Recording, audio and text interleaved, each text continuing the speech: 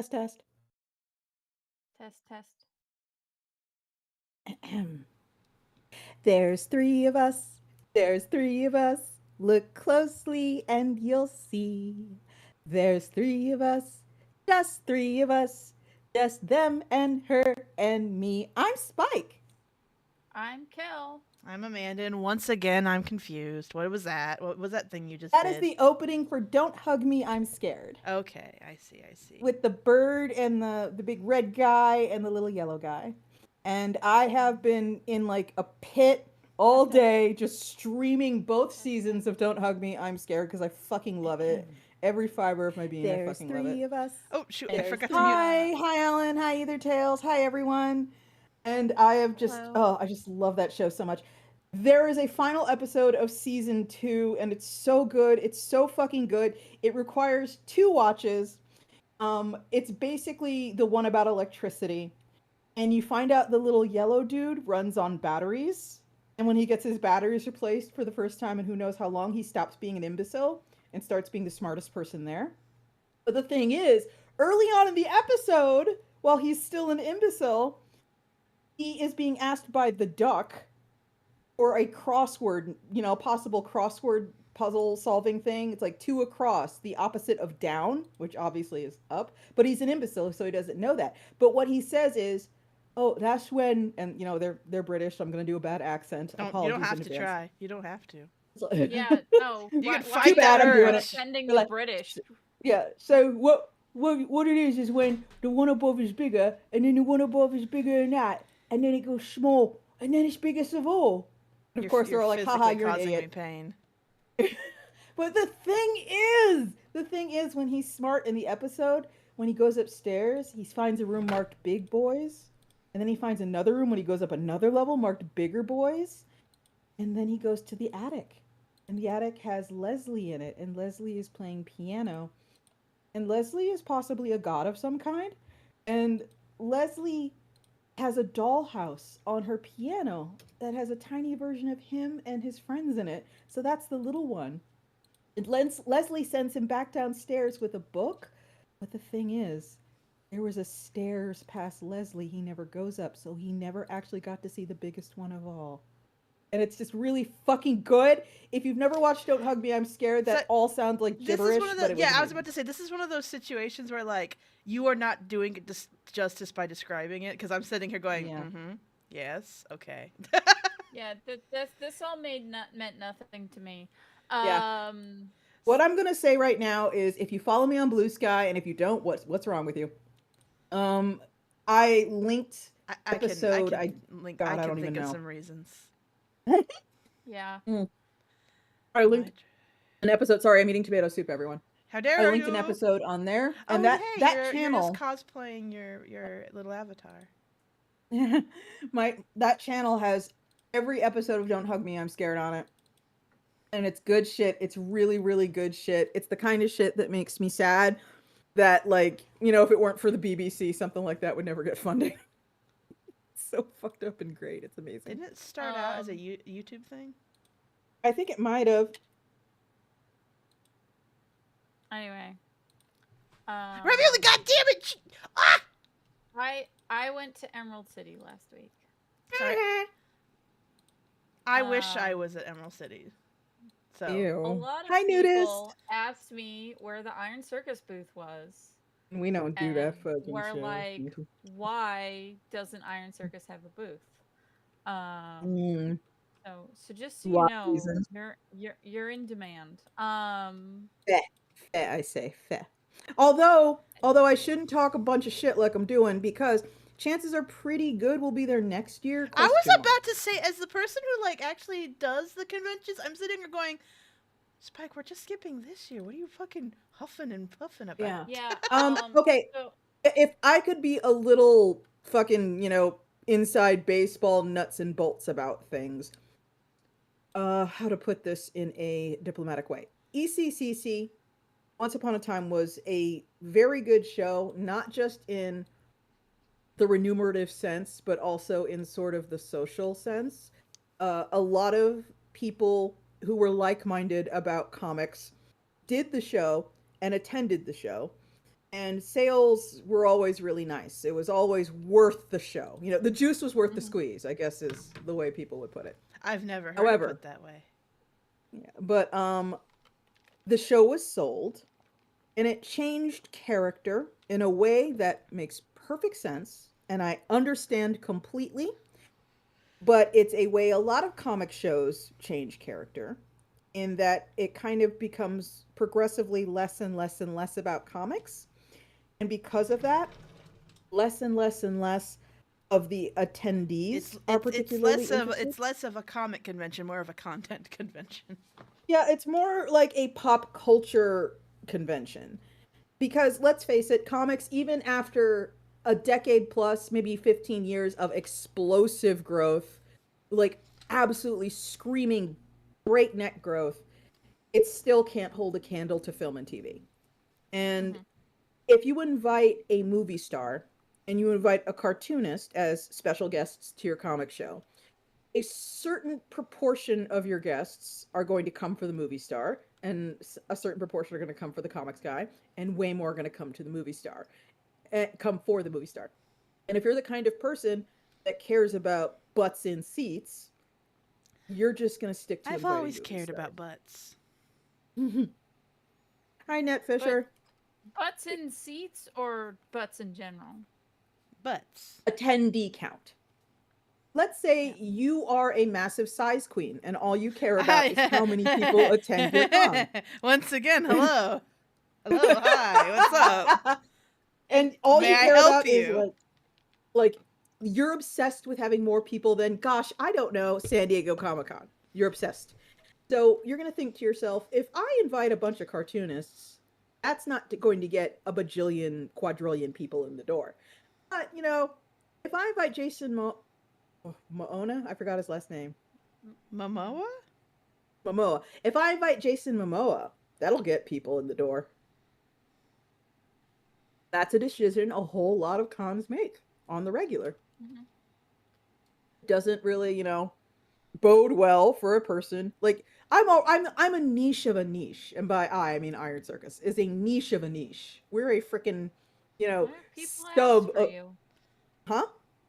People asked for us, so we're not that Yeah, niche. but You know, here's the thing. It's we still are at the in. end of the day a good show to do as comics. We just had reasons to not do it this year. I Yeah. think aren't we only doing 2 shows And this year? Mm-hmm. yeah, well, three maybe. Because we're Yeah. doing ALA and we're doing Well, TCAS, ALA doesn't count. Mm-hmm. and I, Yeah. I don't count ALA because that's more an industry thing where like we really need to do it for the sake of publishing. Like ALA it's is way just more bearable than well, it's also most a Comic Cons. different. It's also a different part of the comic making ecosystem where, Yeah. like, as a publisher, it's really we kind of need to do it. Whereas, Yeah. uh, brain fart. Whereas the comic shows are more about sales and networking, but like on the level Yeah. with like other cartoonists and comicers. Whereas ALA is more like, as a publisher, this is a thing you need to do. And for the folks who don't know, when we say ALA, we mean the American Library Association convention, which is Mhm. completely different in character to a comic convention or pop culture uh, convention. yeah. But yeah, so I go to Emerald City every year because I have my own table. Hmm. It's a big end cap that's for cautionary fables and fairy tales. It was me, Meredith McLaren, Blue Delaquanti, M.K. Reed, and Corey Bang. The usual Um, suspects. well, it's not like so. The usual suspects are me, Meredith, and Corey. Like we always go, and then like the other people sort of rotate out. It's like whoever feels like going. It's Hmm. in an awkward thing because I actually told Corey and Meredith this that like so if we downside like right now me Meredith and Corey are too big for a corner, Hmm. but if I don't get at least two people to take up space, then that's way too much space. Um, so um, but if we downsize to a corner and a regular size table, that Hmm. makes it more expensive per foot for me and Corey and Meredith. To the point where maybe we should reconsider doing it. Uh, So it's Aether like Tales an is. awkward, Go huh? for it. Keep going. Oh, keep going. So Finish. so it's an awkward situation where like if we don't downsize, like it's like it's hard to downsize. Hmm. And so I kind of want to keep getting people to show up regularly. But I also only want people to go if they're making money. I don't want to like strong arm Yeah. someone into doing it. Yeah. Um, But Aether Tales is asking, speaking of conventions, any icy presence at Mocha? No. no, Mocha's a weird one. People it's ask us to horrible. yeah, people ask us to do Mocha, and you think just from the vibe check that we would do well at Mocha. We never do well at Mocha. We've been a couple of times, and the last time we went, we kind of like barely broke even, which is not acceptable Well, for the here's level of okay. work that As goes the into making person a cup. as the person who's been running the show, what's the thing with Mocha is a fantastic show for like independent creators and indie stuff. Not not even because it's so expensive. No, no, no. Like, I wasn't done. oh, And that's assuming that and that is also reliant on how local you are. Yeah. So, Yeah, because for again, sure. it's in New York, Yeah. and where it is in New York, like I think my hotel, I was in Hell's Kitchen. Mhm. did you So see Daredevil? what's that mean? Oh That's no. where Daredevil lives and Oh, protects. okay. The You joke know I being don't that know some Hell's of these Kitchen. things. The joke is that like the comics make Hell's Kitchen seem like a decent chunk of New York City when Oh really it's yeah, like 4 blocks. yeah, yeah, yeah. So Okay, Daredevil only protects those 4 blocks, Amanda. okay. And the rest of New York can go suck it. I mean, to be fair, there are so many superheroes. It makes sense that they have jurisdictions. Yeah. They're like gangs. They're like stay I out from the was actually patch. working on a comic ages ago. It was a comic I was working on with a friend that never got off the like never got past like doodling, where we were like, that was the theme. It was superheroes with jurisdictions. But yeah, But yeah, Mocha just doesn't pay. yeah. I think also not just are you However, I local, will but say, are you a student that they give a discount to? Like, because there's, they, um, basically they give, I forget what college it is, but if you go to that college, you get a discount on your table. And I feel like that must be the only way to make it worth it is if you are a student or an alumni of or that local. college. Yeah, Well, local is like definitely. if you're a student or alumni of that college, you probably live there. So it's even cheaper for your average local, is my point. Yeah. I He's have blind. multiple 4 people in blocks. the chat saying yeah. In my chat, someone is saying he's literally a blind man in spandex fighting with a metal stick. 4 blocks is plenty. And then we have people in the YouTube chat too Yep. saying that. Yeah. I'm not judging. Yeah, but Mocha, I wish Mocha paid. I really do because I'd love an excuse to like go to New York every year. I mean, there's some New Because York shows. I think we just, again, we need to get them on our radar, and we need to prepare better, because we've kind of had a very like, this is our stand. Like, we bring the same setup. We've had a conversation internally, but we kind of bring the same setup and the same sales. What's the term? I'm brain farting. Basically, we just treat every con like they're the same when they are not the same. And one of the reasons we're not doing shows this year is to kind of go back to the drawing board and figure some stuff out. For example, one of the things I was proposing is we have a boutique version of Iron Circus shows where it is not the full table. It is not everything we usually bleed. It is heavily curated. We get a smaller table. We have specific signs that we take so that, we don't travel with that much. So I'm watching this thing glide across Spike. Oh, you're moving it. You're moving it to the next panel. I've been watching this knife glide. yes. Like, where is it going? So gently to the That's next how my one. attention span is. I'm talking, and then I see this knife gliding across the screen, and I'm like mesmerized. Like, huh? Yeah, There it I'm goes. using this opportunity to drink, to have a little drink, while my finger just rests on the arrow. Oh, okay, you're doing the. Okay, I see. I see. I was like, well, there must be a reason it's creeping. Yeah, Oh I'm man. sure that's intentional. Yeah, sure. I got. Also, not to like Actually, no. I be need to one of fix these this. people who's discussing the news of the day and whatever, I'm but if watching we could you. have a moment of silence and chat for Rooster Teeth. No. No, Why I forgot. I no? didn't know who they were till extremely recently. I'm not crying for someone I Oh. didn't know existed. Rip in Yeah. peace, Rooster Teeth, one of the actual old heads of the internet. I don't They. care about the anime girls that they want their self No, incest I to don't hook care up with. about Ruby either, but I liked Red versus No, Blue. You mean no, Ruibi? no judgment to them. Again, it is sad because it is like, yeah, it is kind of a piece of internet history, but it's a part of the internet Yeah. I didn't like. I was on my side of the internet during that time. They were on the Mhm. other side. Like, no, this is not where I was, y'all.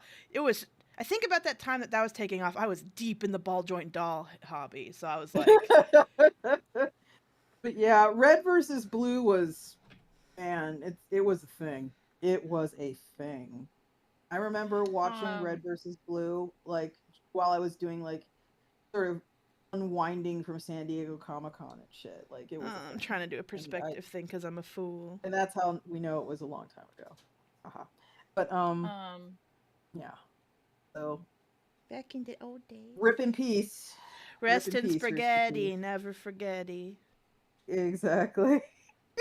It's just And what did it my just friend feels Sarah? like there's this constant sort of old media doesn't know what to do with new media vibe in all these acquisitions and stories and stuff. And it's like, oh great, more of the same. And that's a um. shame. In fact, the Anyways, only more reason I Emerald City knew. Tales. Oh yeah. Oh, Yeah. okay. Finish your Oh, it story was and then. important. I was just saying the only reason I even knew it because again, this is not something my finger, the pulse my finger is on. The only reason I knew Rooster Teeth was shutting down was because of a meme. I saw another one of those. It's the meme. It's the meme format where it's artists, people online making saying things to be funny, and it's they're running away from another girl who's got the dodgeball that says Apollo and the gift of prophecy. That meme. That's the meme that informed me that Rooster Teeth, because someone had made a joke about it, and they were like, "No!" Yeah. Yeah. That's one of my favorite memes. It's just Oh, Apollo and the gift of Yeah, it's a good prophecy. meme. Ugh. It's a good meme. I also enjoy Emerald City because that's where I get spicy commissions from Meredith McLaren. Aw. See, I It really drew wanted to me. go this year because I wanted to see all the comic people. That's really, really personally. I just wanted to go Yeah. because I was like, I want to see people. Mm-hmm. Well, Meredith drew me Connor undressing his husband Jordan with his teeth. Aw. And that's hot. Last year, Meredith drew me a commission that is pornographic, and I was getting stuff framed today, and I was like, I don't know if I can give this to the frame guy. Do it. He's seen worse. Because it's a pornographic shit post. Oh, Kel, you live in Portland. There's bound you bet you Yeah. bound you can get connected with an artist who does framing. I'm sure. Yeah. I'm sure that dude has like I framed. found out that fortunately Meredith's commissions are on standard size papers, so There you I go. just bought a frame that I will frame it in. You can also buy at different art supply stores. You can also buy pre-cut matting if it's in standard size if you need to mat it. And if anyone wants to know what this spicy shit post is, Yes, it I is do. Pete Campbell getting fucked up the ass by Bob Benson while saying "not great, Bob." This is Mad Men, right? Yes, this Yes, is Mad Men. I know the context clues. That's the most famous meme from the Mad Men. It is? That, and I Don't Think About You at All. Okay, that's the only one I know, I guess. Because I don't know the other one. That whole "I don't think about you at all" meme is the closest I've come to being one of those idiots who misses the point. You know what I mean? Like, Yes, yes, it's you do miss clearly the point. I The whole absolutely internet misses the point. I Um, absolutely miss the point of that. Like, that's me. That's the closest I come to like being all like, I'm basically Rick Sanchez. I'm basically, some other reprehensible dude who is. Oh shit! What just happened to my screen? What happened to your screen? Oh, okay. What'd It you just do? went Okay. black for a minute. I don't like it when you do that, computer. Okay. um, there, Amanda, I put the meme in our Discord chat. Let me go look. Give me a second. I feel like Oh I've heard god. this. I think someone used this as a soundbite. Yeah, I feel like I've because it heard was used. this.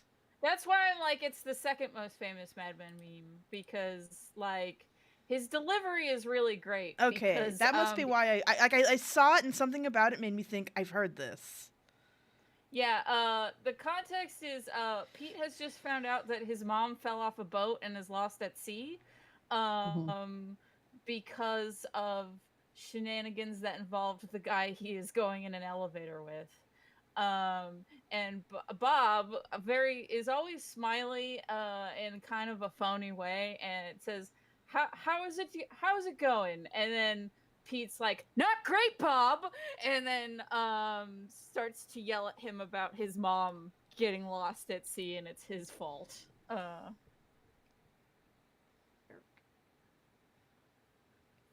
Also, my favorite part is when Pete is talking to a private investigator about his mom being lost at sea.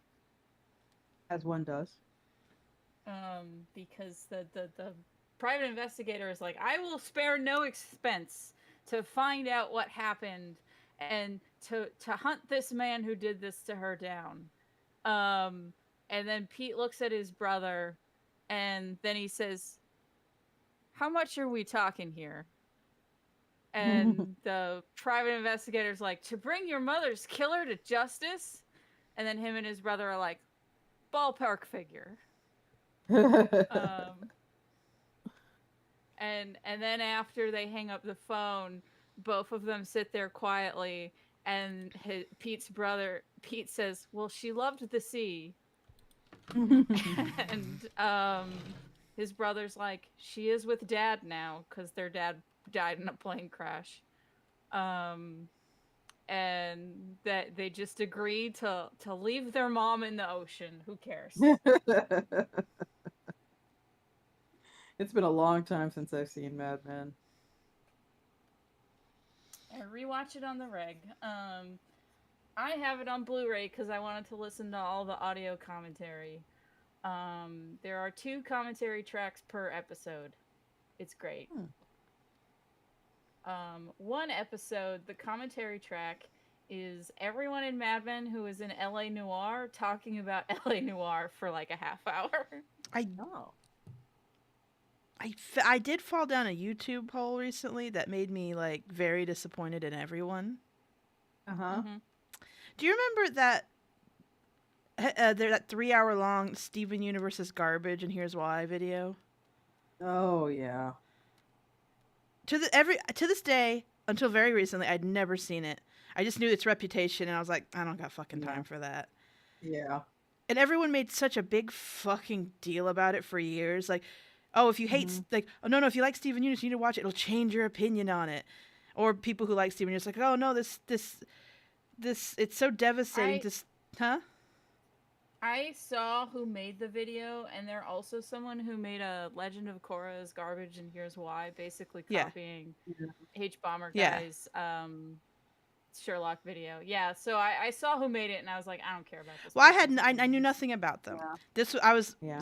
But so I was avoiding it because I was like, one, of course Steven Universe have flaws. You're not gonna change my mind by pointing them out because it's like, okay, cool. And two, for the people who are like, oh no, it's so bad for for like the show. It's like, it's a even like it's you can't hurt the show with a fucking a video essay. Calm down. And two, for the people who are like, oh no, you have to watch it. It'll change your mind. It's like, yeah, fat chance. I'm aware of its flaws and I still like it. So I never watched it. But people catastrophize about this thing for years. So I was working on either coloring or flatting recently. So and it started auto playing on me. I was like, you know what? Fine. I am mad at everybody who took it seriously. I am so mad about everyone who catastrophized over these things for years. It's like everyone was really upset about like an 8th grader's bad book report. Like, Yeah. I've that's never like, actually because sat I down. have seen her Cora video, I like was like, she's just gonna say a bunch of nonsense that doesn't matter. well, also it's And but also it's the not. whole. Oh, so okay, so say what you're saying, Spike. I was just saying. Also, it's got this whole vibe to it, like the whole vibe where people are like, "Oh my god, if you think you like something, wait till you see this intensely critical video of it. Yeah. You'll hate it." And it's like, no, I like Clutch. I don't think Clutch has ever gotten a positive Pitchfork review in my entire life. I like Orville Is this a Peck. band? Okay, it's a band. Yeah, Clutch is a band, and Orville Peck is a singer. And whoever reviewed his album on Pitchfork, like straight up said he just can't sing. He can't sing. And it's like I don't give a shit what a total stranger's arbitrary opinion of something I enjoy is. I'm sorry, I just don't. Yeah. Well, here's the thing. Even if, again, I don't want to dwell on this so much because I don't want to make this a big subject of discussion. But like, a lot of the things she said were just like kind of objectively wrong. But even if she had just been pointing out, yes, these are truly all the things wrong with the show, I still wouldn't have cared because like I liked the show because of the experience I had with it, and I am an adult who is fully aware of flaws it has. But I liked, like, you can't take my experience of the show away by pointing out like, oh, it wasn't written as well as you think it was. Like that, no, calm down. That's not how that works. Also, it was like a very sort of junior league kind of criticism to declare something isn't perfect, therefore there's no point in liking it. Well, there's also the fact that she was just like factually wrong about stuff. And again, this will not be the like, subject. Like I said, I didn't actually see it. I just know it by reputation. Was she the one was one of the people who was saying that Rebecca Sugar was a fascist or whatever? Nazi sympathizer. Oh my fucking god, are you serious? Okay, so yeah, it's a whole fucking thing. This just feels like something that's stupid. Yeah, it's a whole thing. But here's the thing: I can see how what she was doing. Because here's the thing again, she's very clearly trying to do H-Bomb's thing. And she was clearly copying that video. And H-Bomber guy does in those specifically ones where he's talking about an original creator that he's got a bone with. He has this like okay. I refer to what he does. Okay, so you know how some people will have a bone to pick with someone and they'll like kind of escalate their anger comically. I call that shaking the little dog. You're getting the little dog. That's your audience. You know how you're like, you're kind of getting a little dog all wound up. Like, come on, want to play, get him up. But then, like, what he does is he winds them back down. Like, yes, we've had our fun, we've had our angry, but now we're going to walk it back. You know, we're going to walk the emotions back. A lot of people copy that format, but they just let the little dog stay angry. They just get the little dog all wound up. Okay. All right, go, little dog. Go be angry. And that is something she does too. I think she was copying the format of like, yeah, let's get everybody riled up. Okay, but I'm not going to let the little dog wind down. I'm going to let the dog loose on the neighborhood. Bye, little dog. Yeah. I call that winding up the little dog. Okay. Yeah. And it's like, also sometimes when H-Bomber guy is getting people wound up with anger, like thinking of his Sherlock video, he deflates it a little bit by going off on a random tangent that he had, I guess, mid-writing. Because I remember when he's talking about the spinning scene in Sherlock, and then he's like, why is this spinning? Is it because boomerangs spin? Is that why? Do boomerangs spin? I need to look that up later. That's what I'm talking about. I said it's the de-escalation. Yeah. Like, yes, you take the little dog and you shake it and you like, you muss up its fur. You're like, yeah, you want to play? You want to go get the ball? And then you like, you calm it down. Okay, we're done playing, little dog. He does the de-escalation. That's what other people like. Yeah. The I think her name's Lily Orchard. That's what she does not do. Yeah. She doesn't go, okay, little dog, we're done playing. You can calm down now. She just says, okay, little dog, go outside now. Go attack the neighbor lady's ankles. Go, like, destroy the sofa. I'm not gonna, like, bring you back down. Mostly I say this because I really love the imagery of like a little like Yorkie just getting like yeah Yeah, yeah yeah yeah yeah okay go get him, exactly. and then like I like little dogs, they're Um, horrible, but I no. have developed I have developed an appreciation. I am definitely like an old woman now because I've developed an appreciation of miniature poodles. They're neat. I met one Like, the other day that sounded like a duck. oh, I thought a duck was quacking down the sidewalk, and I looked over, and it was like a little, kind of elderly looking miniature poodle, and I was like, "Oh, yeah. that was the duck." And the owner looked at me like, "What?" And I was like, "Oh, never. I'm Yeah. sorry." Yeah, um, there is a I all right, I poisoned my algorithm a lot lately in various ways. And the latest way I've poisoned it is I've begun following a lot of dog groomers. And it's a certain kind of dog that needs to go to a fancy pants groomer. And poodles are part of that contingent of dogs that needs special attention. They And there's this can be. one It depends. yeah, there's this one woman who grooms a tiny, perfect black poodle named Pearl. Is this And it cute? is like it Lady. makes you want to die. The dog is so cute. And I'm like, is that who I am? A woman who goes, I could see myself owning a miniature poodle that gets a fancy haircut. And it's like, sure, I guess I could be that person maybe one day. Never thought I would be, um, but Why am I struggling with this so much? Ah, it's just a lady holding a box. It's just a I lady know. holding a box. also, what, at Emerald City, I learned that if I don't think I should be on a panel, I should trust my gut and not be on that panel. What was wrong with the Ah. panel? It was basically so I got emailed before the show if I wanted to fill in for a panel that is called Mary Shelley Presents, and it's all about how Victorian literature influenced monsters and horror in today. And I was recommended by a mutual acquaintance to the moderator of the podcast because, like, oh, Kel likes werewolves and knows a bunch of folklore stuff. Um, so here's Kel. Have Kel on the panel. Uh oh. Here's the thing, though, is werewolves aren't in Victorian literature.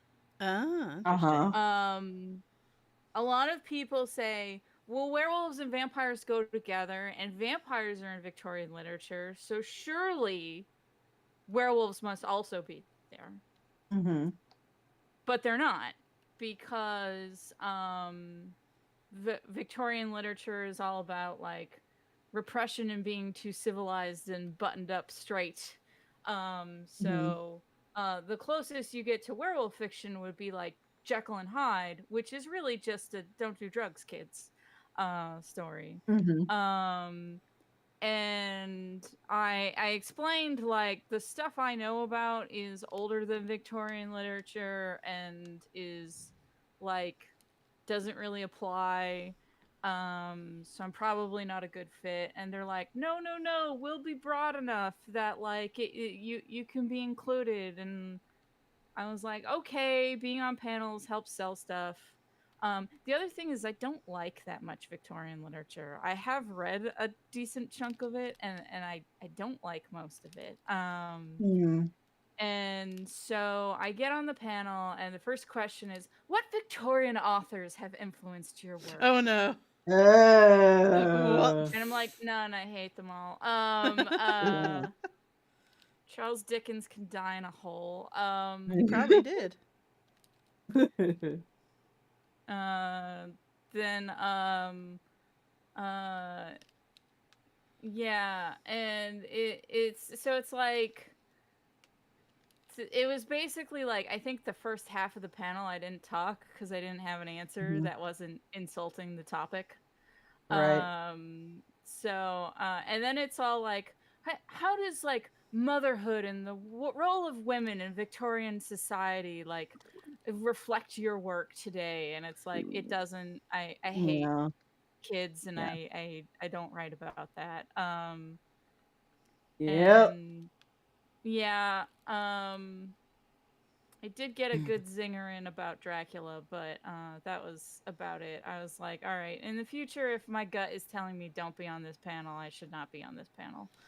I'd be Um, completely content to never do a fucking panel again, I gotta say.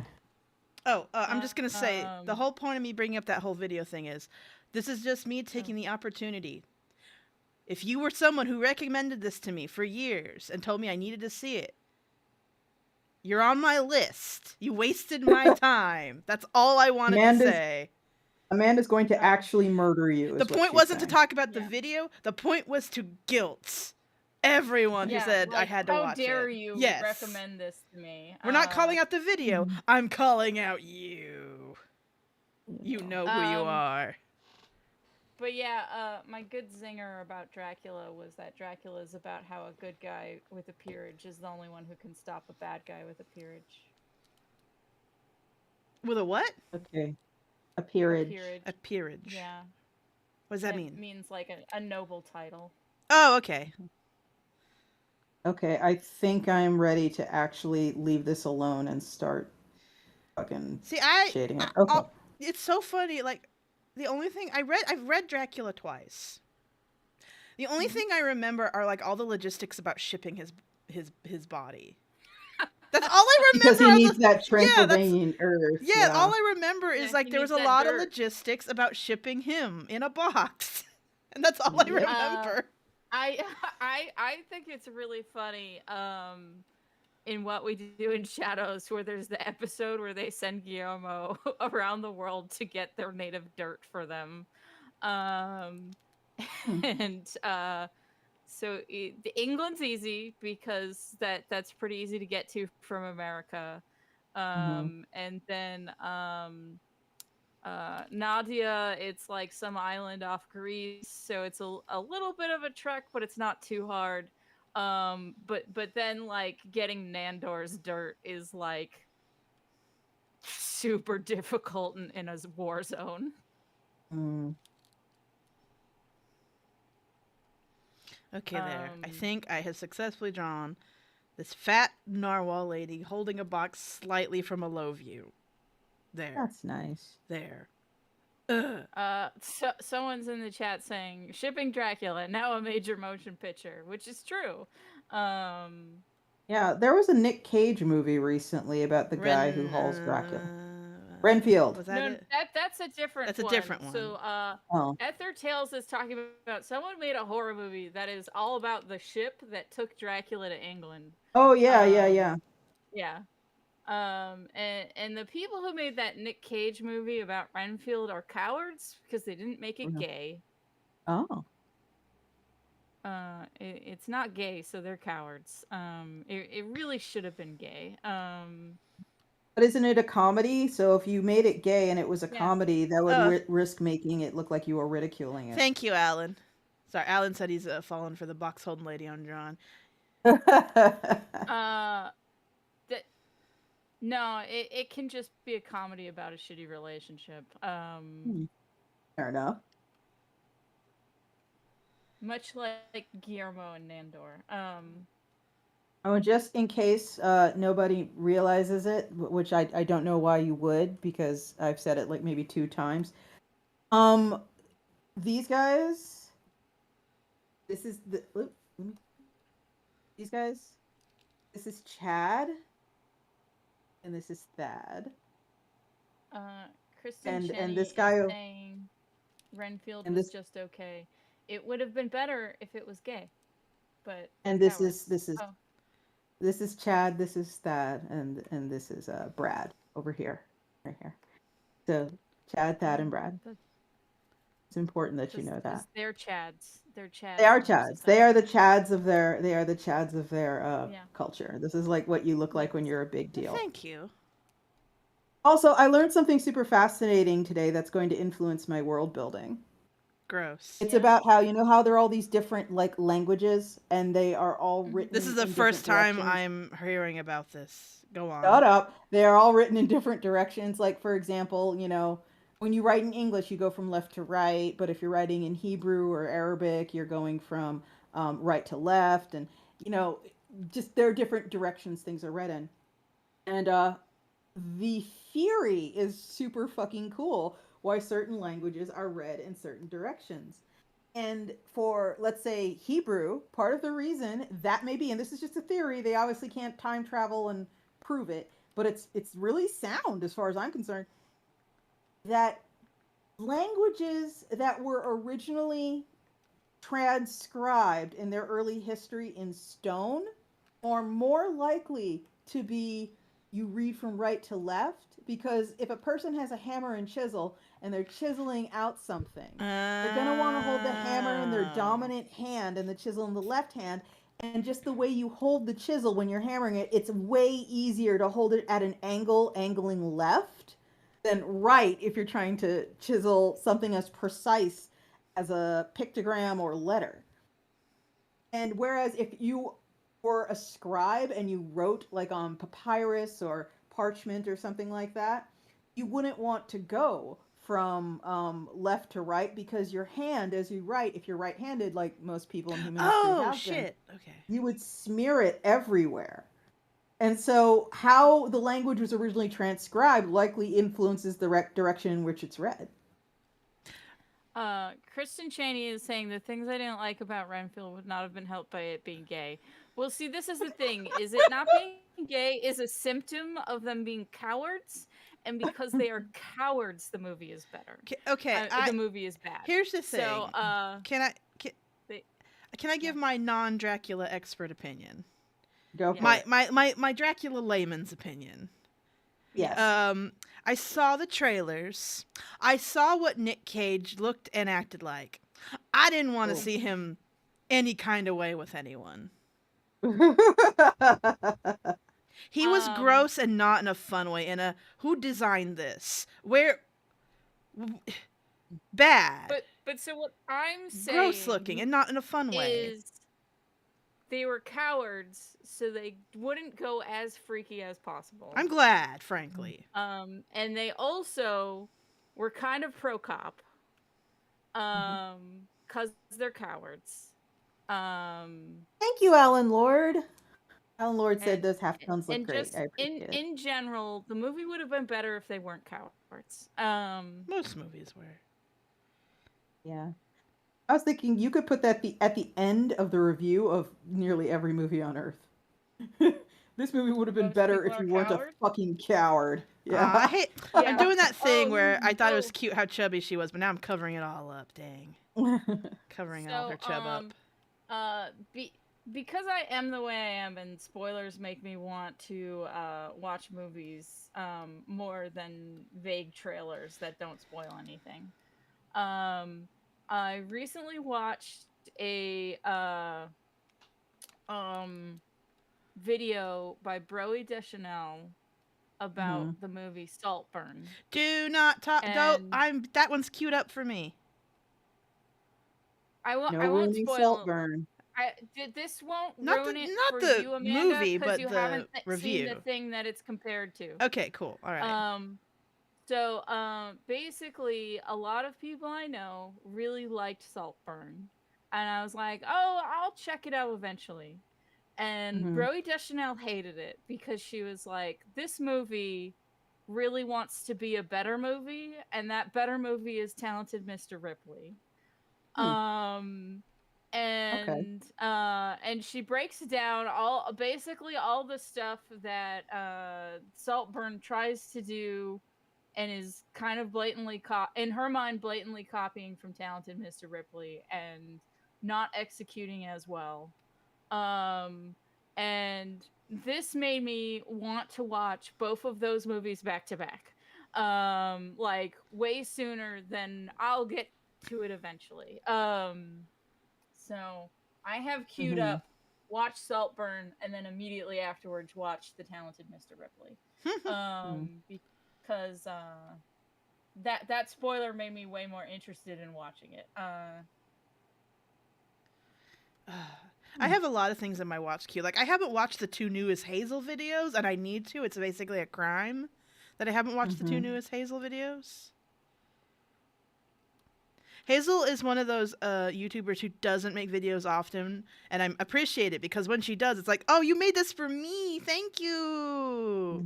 Thank you for putting the time into making a video specifically for me. Thank you. I have someone in my chat saying they don't know who Broe Deschanel is. They're a YouTuber that critiques movies that aren't mainstream blockbusters. That's her main focus, which is why I like her YouTube videos, because she's not talking about the fucking MCU every other video. Oh my god. Oh, man. But is still talking about movies. And Onion Knight is also saying The Talented Mr. Ripley is the most 90s movie ever made. I'll get back to you on that, because I think there's a few other movies that are the most 90s movies ever made. But I've seen The Talented Mr. Ripley, but I clearly don't remember much about it, because I guess I have to watch it again, because I don't remember it being particularly deep or leaving such a strong impression. With this specific character, is one of those. Don't be horny about your character who's in the all ages comic. Just don't stop it. Don't be horny on Maine right now. Kristen Cheney is laughing at the title of Broe Deschanel's video, which is The Untalented Mr. Ripley. That's her video about Saltburn. Don't be horny on Maine.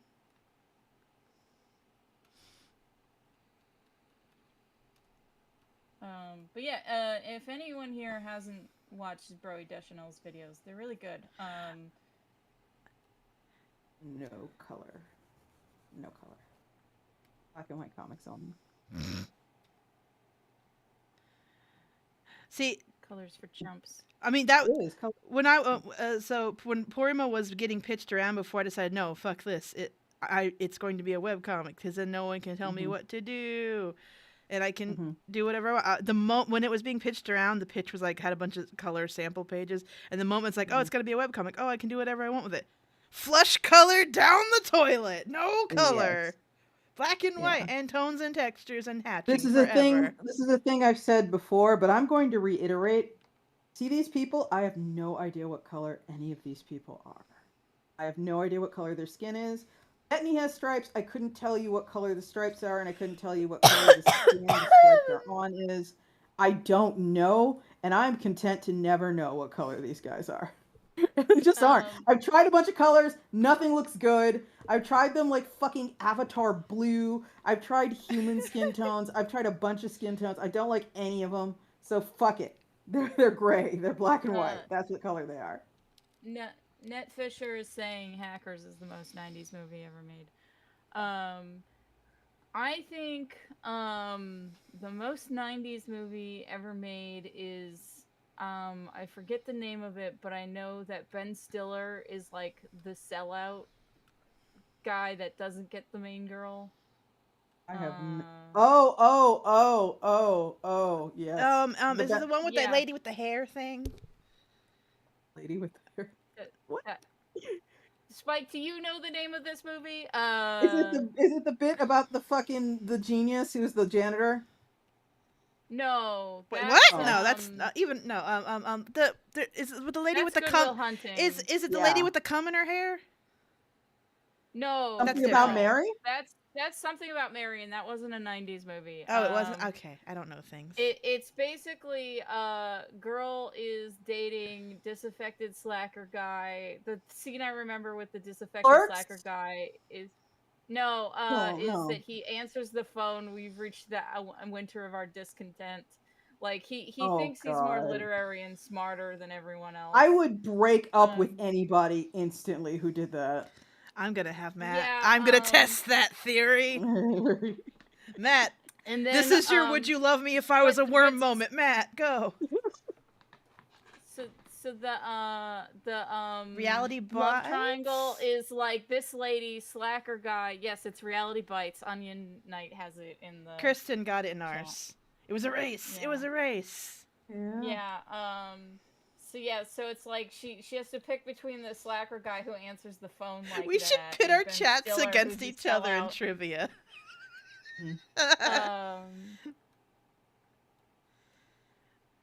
But yeah.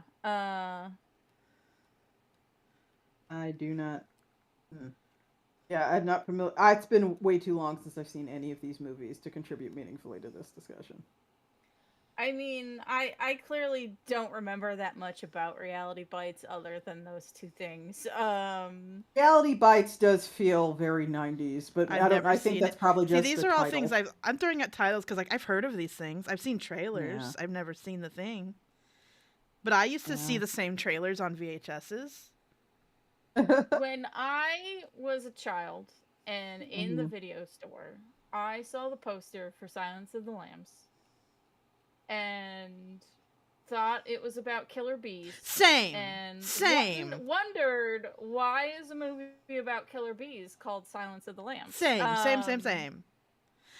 Hmm. no, I assumed because I had actually just seen an X-Files okay, I had just seen an X-Files episode. It was the only X-Files episode I'd ever seen where I think there was like acid rain and like goats died or something. I don't remember. Mm. All I remember is something about acid rain. It might have been 2 episodes and I got confused because to this day I've never seen X-Files. I just remember something about goats dying and something about acid rain and me being really freaked out because I was a little weenie baby. And then Mhm. I had seen that Silence of the Lambs poster, or actually, I think it was just the cover, not a poster. And my assumption immediately was, do bees kill the lambs? Do bees kill the lambs? That's what it is. The bees just Yeah. descend upon the lambs and kill them. Yeah, but it's like that was also kind of my thought process. Like, do the bees do something? Like, why is the Killer Bees movie called Silence of the Lambs? The bees silenced the lambs. That's all. Yeah, clearly that's what happens. You know, we made assumptions based on the information we had. Yes. Yep. Like how I was getting all the anime the local Blockbuster had, and they only had the one episode of Neon Genesis Evangelion. But the cover looked cool. The pictures on the back looked cool. It was specifically the episode where Shinji's just depressed and wandering around town, and I was a very disappointed child.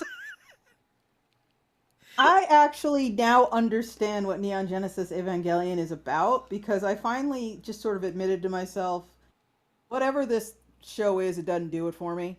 So, just in the interest of understanding what the fuck everyone's talking about, beyond, jokingly saying, get in the fucking robot, Shinji, uh, I looked at one of those internet explainy types to just, like, literally break down every single episode for me. And I get it now. About Like, mommy issues. Yeah, it's it's about about mommy and daddy mommy. issues. It's about Yeah. mommy, but at the same time, I'm all like, really? That's it, huh? Okay. I there's an artist I like, Rob Wilson, and he makes these big, giant, beautiful screen prints. But he also sells a sticker that is Ava Unit 1, and it says "World's Best Mom." Yeah. Yeah. Spoilers, chat, for Oh my fucking what gosh. is it, like a 30-year-old anime? Well, What I thought was really funny is I think it was Kelly Turnbull that posted this, but about how like people get so hung up on like the deep symbolism of Evangelion, but like someone who hasn't seen anime, like someone watched it with their mom who was a English lit major, Mhm.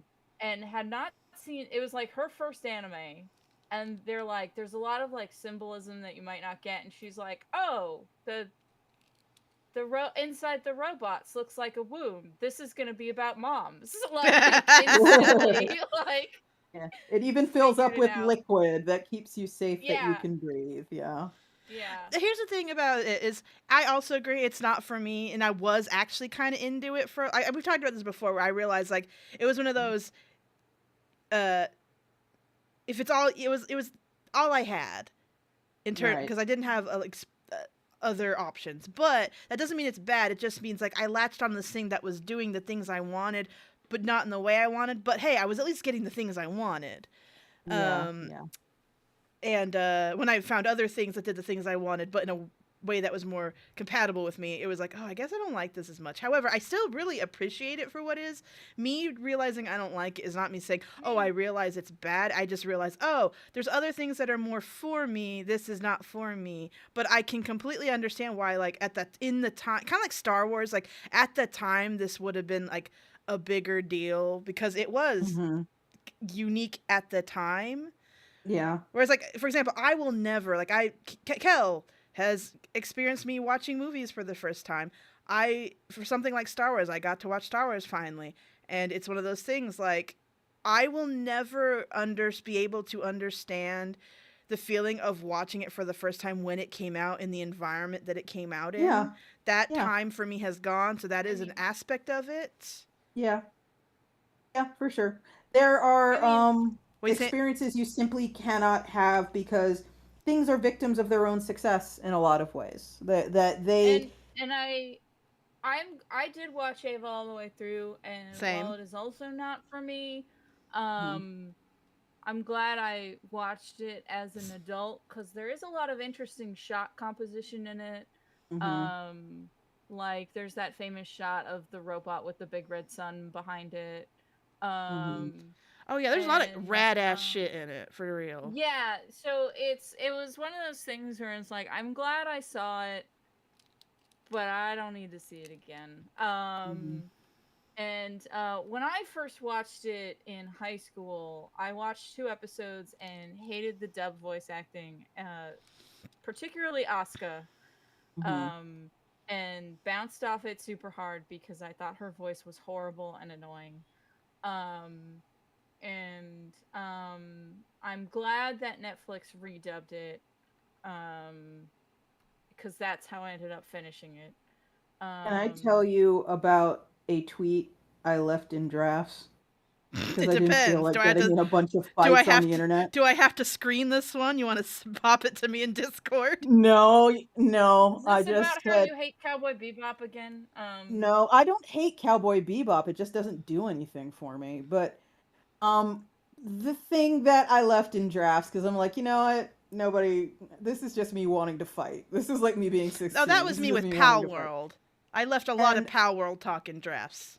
Yeah, I got some opinions, but no one needs them. So exactly. Anyway, the thing that I left in drafts is that I said something to the effect of Evangelion reminds me a lot of NFTs because a bunch of people pretend to understand it and tell you it's incredibly complicated, when really it's just bullshit that people are just playing by ear and just not I'm extremely glad you left that one, because that is so mean to Evangelion to compare to NFTs. Yeah. Exactly. That is awful of you. Yeah, it's like, I got the same vibes. Like, you're just pretending to understand. I would have been. It's not deep. You just don't get it. I agree with the sentiment, but I would have been the asshole in your men just going, Spike, how dare you? Yeah. Disrespect. Like NFTs have nothing. Evangelion at least has cool compositions. Like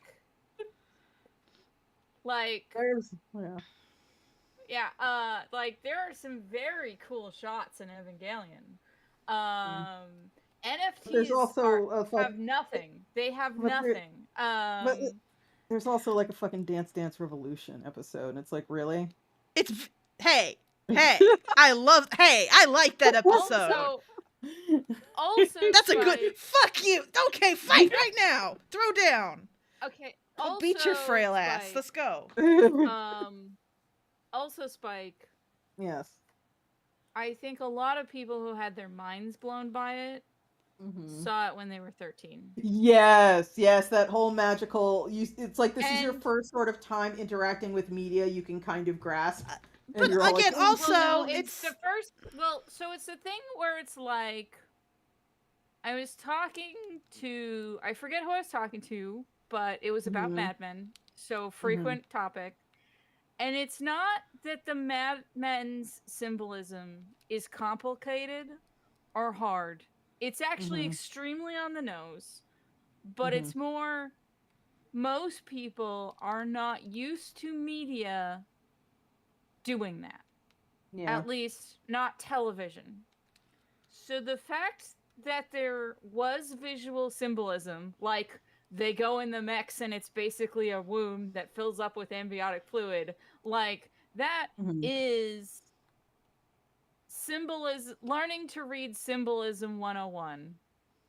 Mhm. And like, so it blows their mind because it's like, oh, you can say stuff without saying stuff because they're 13 and like what they watched beforehand was Captain Planet. Yeah. Like, Yeah, I mean, I absolutely get it. yeah, Like for me, that movie is Akira. Like I saw yeah, Akira when I was really, really young. I went straight from fucking like Paw Paw Bears and Smurfs and shit to Akira. So of course it's gonna leave an impression on me. I mean, I don't feel like But these impressions aren't earned. oh no, they're earned. They're yeah, definitely earned. I don't think they're I like in don't spite of the necessarily think, shows. Hmm. and I don't necessarily think symbolism that on the nose is bad, Yeah. um, because um, it serves its purpose. It has gotten Yeah. a lot of people to think about media in a more critical way. Yeah, for sure. Um, that is why Evangelion has value compared to Yes. NFTs, which have none. Which is why, again, had you made those tweets, Amanda would have been basically in your mentions like, hey, hey, Yeah, hey, yeah, yeah, hey, yeah. Quick pick and So, price. Yeah. walk it back, Spike. But yeah, I mean, clearly my instincts are completely fucked because I never skeeted slash tweeted that. So, They're not fucked. They were. It's good you didn't. that was a good You instinct did. that Those you are good didn't tweet it. instincts, Spike. yeah. Congratulations. I didn't You start a did it. stupid fucking fight on the internet for You once in my didn't life. make Amanda like look up from her Cintiq and go, "Guess I have to kill my best friend." Yeah. It'd be like the we're gonna have to kill this guy, SpongeBob. Exactly.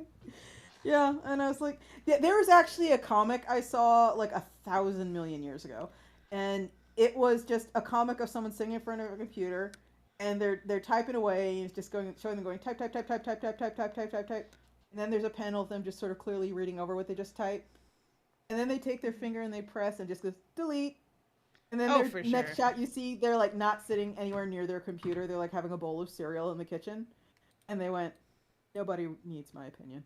I mean, that's what journaling is basically for. Like, you Yeah. journal, you get the thoughts out, you go, cool, thoughts there.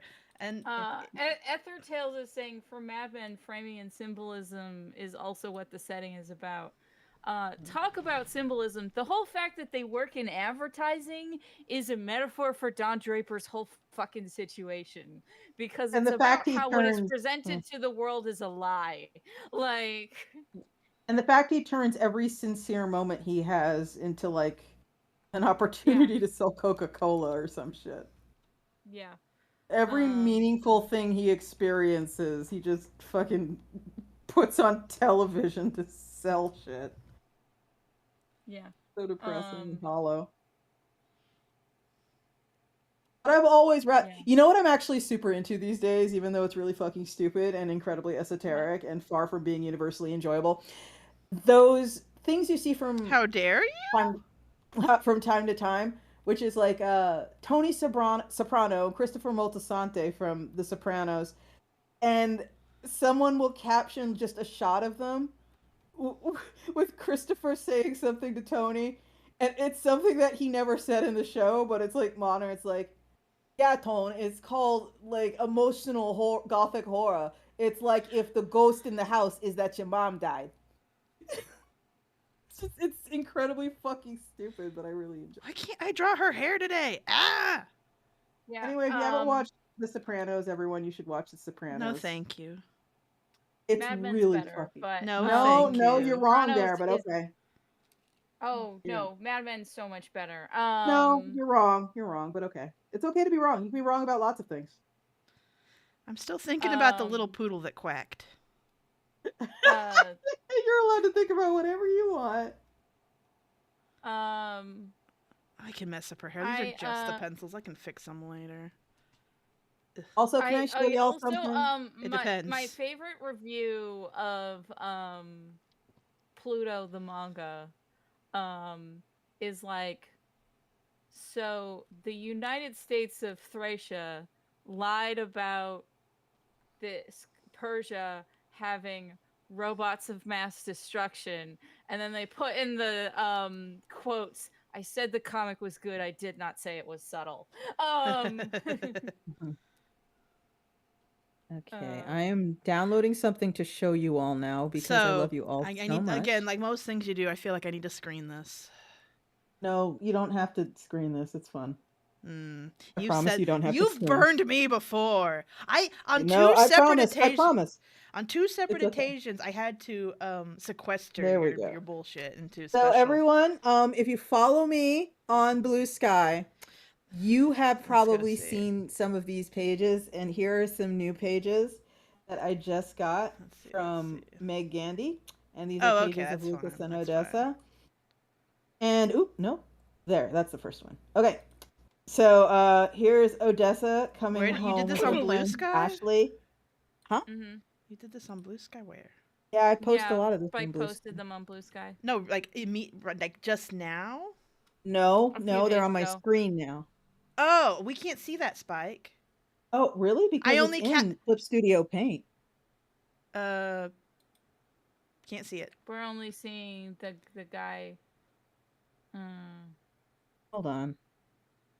I'm really surprised if you can't see that because it's literally in Clip Studio Paint right now. So Well, it depends on what you have. I don't know. Maybe I don't know. huh, Move your that canvas is weird. around. Go to your Huh. Maybe it froze is the thing. It could have frozen and we didn't realize it froze and we need to start your stream over. Okay. I'm going to turn my stream off and then turn it back on. That's not what I told you to do, but okay. What do I have to do? You go to your original canvas, like the actual comic page, and then like drag it around, wiggle it around, and see if we see it. Okay. All right. Yeah, I don't see nothing. Okay, now do it. Okay. Because I'm sharing the entire application, so it should be. Yeah, I'm not seeing anything moving at all. It might have Oh, whoops. crashed, so Yeah. I'd Okay, restart your fair stream. enough. I will do that. I didn't mean to. And Wait. what? I'm sorry, I was clicking a million things and I was like confused. Stop streaming. There we go. And now I'm going to share my stream again. I'm going to do a window. I'm going to do Clip Studio Paint. Oh, I drank all my share it again. coffee. Oh, there we go. I sees it. Okay, cool. Uh-oh. There we are. Up. And Also, we remember go. what you see, Spike, is on a delay. okay. And if we just do that. Oh, that's not what I want you to do. Don't do that. Okay. And Speaking of wow. Evangelion, that guy looks like Shinji's dad. Anyway, let's just close this. All right. So, okay, here we are. So these are this is Odessa coming home from air quotes school. We can just say air quotes school. And Ashley, her best friend, who is like Ashley's like a lot of 16-year-olds. Ashley isn't like super ready to be an adult yet, so Ashley still kind of dresses like she's 12, complete with the pigtails. And people are probably going to be all like, "That's weird and immature." But I knew a lot of 16-year-olds like that, so I don't see how it's that weird. I think people are kind of fucked up. Wait, by the 16-year-olds braids? yeah. But I know a lot of 16-year-olds When who you were said like that. pigtails, I thought you meant pigtails. Lots of people still did that and do that, who of Yeah, all ages. yeah. I don't understand what you're talking Yes. about. Yes, but the thing is, I think people are super fucked up by television, where there are a lot of like 22-year-olds playing 16-year-olds, and they think Wait a that second, I Ashley. was doing my hair like that. Before I am That is sure. Spike's point, Amanda, that you are a realistic 16-year-old compared to the cast of Pretty Little Liars. Exactly. Yeah. I don't know what that So, is. It is a suffice TV to show say. about sexy teens. Oh, gross. Suffice to say, Ashley and Odessa are kind of like the central casting version of like smoothly navigating adolescence and totally fucking spinning out of control. So, Ashley looks well adjusted and she's kind of a dork, but in like a positive way. And she's going to grow up to be a very decent person, probably. And then here's Odessa, who's kind of a fucking mess. And Odessa has like that whole deal where she has a million red flags, but no one gives enough of a shit to say anything. And here we go. So one of the things I wanted to make sure I didn't do with this is like that super obnoxious evil step parent thing. So here's Nick, and he's talking to Odessa, and he's like got her fucking number. Like she closes the door behind her, and he immediately says, "You've got to quit skipping class." And this is immediately after she came home when she saw the school bus drop everybody else off on her street. So to sort of like mimic, like, oh, I just got home from school. And he doesn't believe it for a fucking second. He says you've got to quit skipping class. And of course she immediately lies because she's 16 and he's her stepfather. And she goes, "I'm not." And he doesn't even bother arguing with her because it's like, what's the point? Just, "Odessa, when I was your age, I was already on my own. I was paying rent and feeding myself." Neat, Nick. Too bad it's still super fucked up to be on your own at 16. Yeah, it was. And I don't want that for you, okay? Threats, huh? Okay. I'm not threatening you. I just see you on a path. Just so you know, if you try to throw me out, I'm calling the cops, and you and Mom can explain that to your precious fucking neighbors. Let me know how it goes. And so this is Odessa basically, kind of This making is sure. basically a handheld out, like, hey, you want Yeah, to talk? he is he is kind of hyper aware that Odessa's kind of a mess in a way that her own mom isn't really, kind of like doing anything Yeah, this about. is the equivalent of he's holding his hand like, you take my hand. She's like, oh, you putting your hand out, huh? Gonna hit me with it? Asshole. Yeah, just sinking her teeth in immediately because Like the little she's dog. The little dog's No, riled like up. no. In her defense, yeah. in this metaphor, that's what that hand usually means. Yes. Exactly. But Specifically her mom's, right? yeah. And he's just like, "Look, please don't, like, I see what you're doing here. I see that you're like fucking pedal to the metal, just fucking shifting into fifth directly towards the brick wall, and please don't do this." It's kind of what he's trying to do. And of course he doesn't know her that well, and he doesn't feel like he has any authority over her, because why would he feel that way? And he's just trying to figure out how to not have her actively destroy the entire family. And he's not doing a great job because he is a stepfather at the end of the day. And she is, prickly hedgehog girl. Not just the Your haircut, but stepdad's personality. not mean. He's just adjusting. Yeah, he's just like, and then all right, and he's just like, "Oh fuck, what am I gonna do with you?" And he just says, "You make it so hard to talk to you." Wow, that is a huge shame because I really want to talk to you. Look, I'm just gonna say my piece and then we can be done. I need you to be nice to your mom. Oh my god. No, just listen. She's going through a lot right now and she could really use a break from your teenage bullshit. You know that's all this is. Poor mom.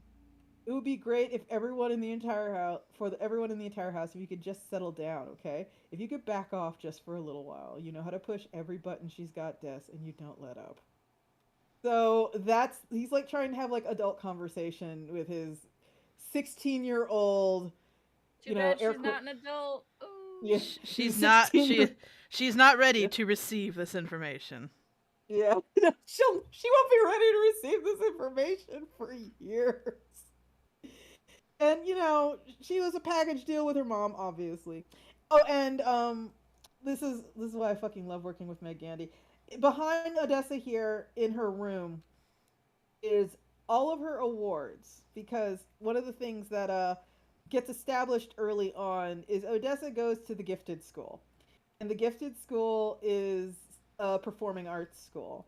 And Odessa was there for dance, and that's because she was a ballerina. And these are all her ballerina awards. And you're probably thinking to yourself, she doesn't look like a ballerina. Nope, not anymore. She's not. She's still at the gifted school for whatever reason. But yeah, she is just completely spinning out of control right now. And Nick is aware of that, and Nick is trying his fucking god awful best to just not have the entire family fall apart.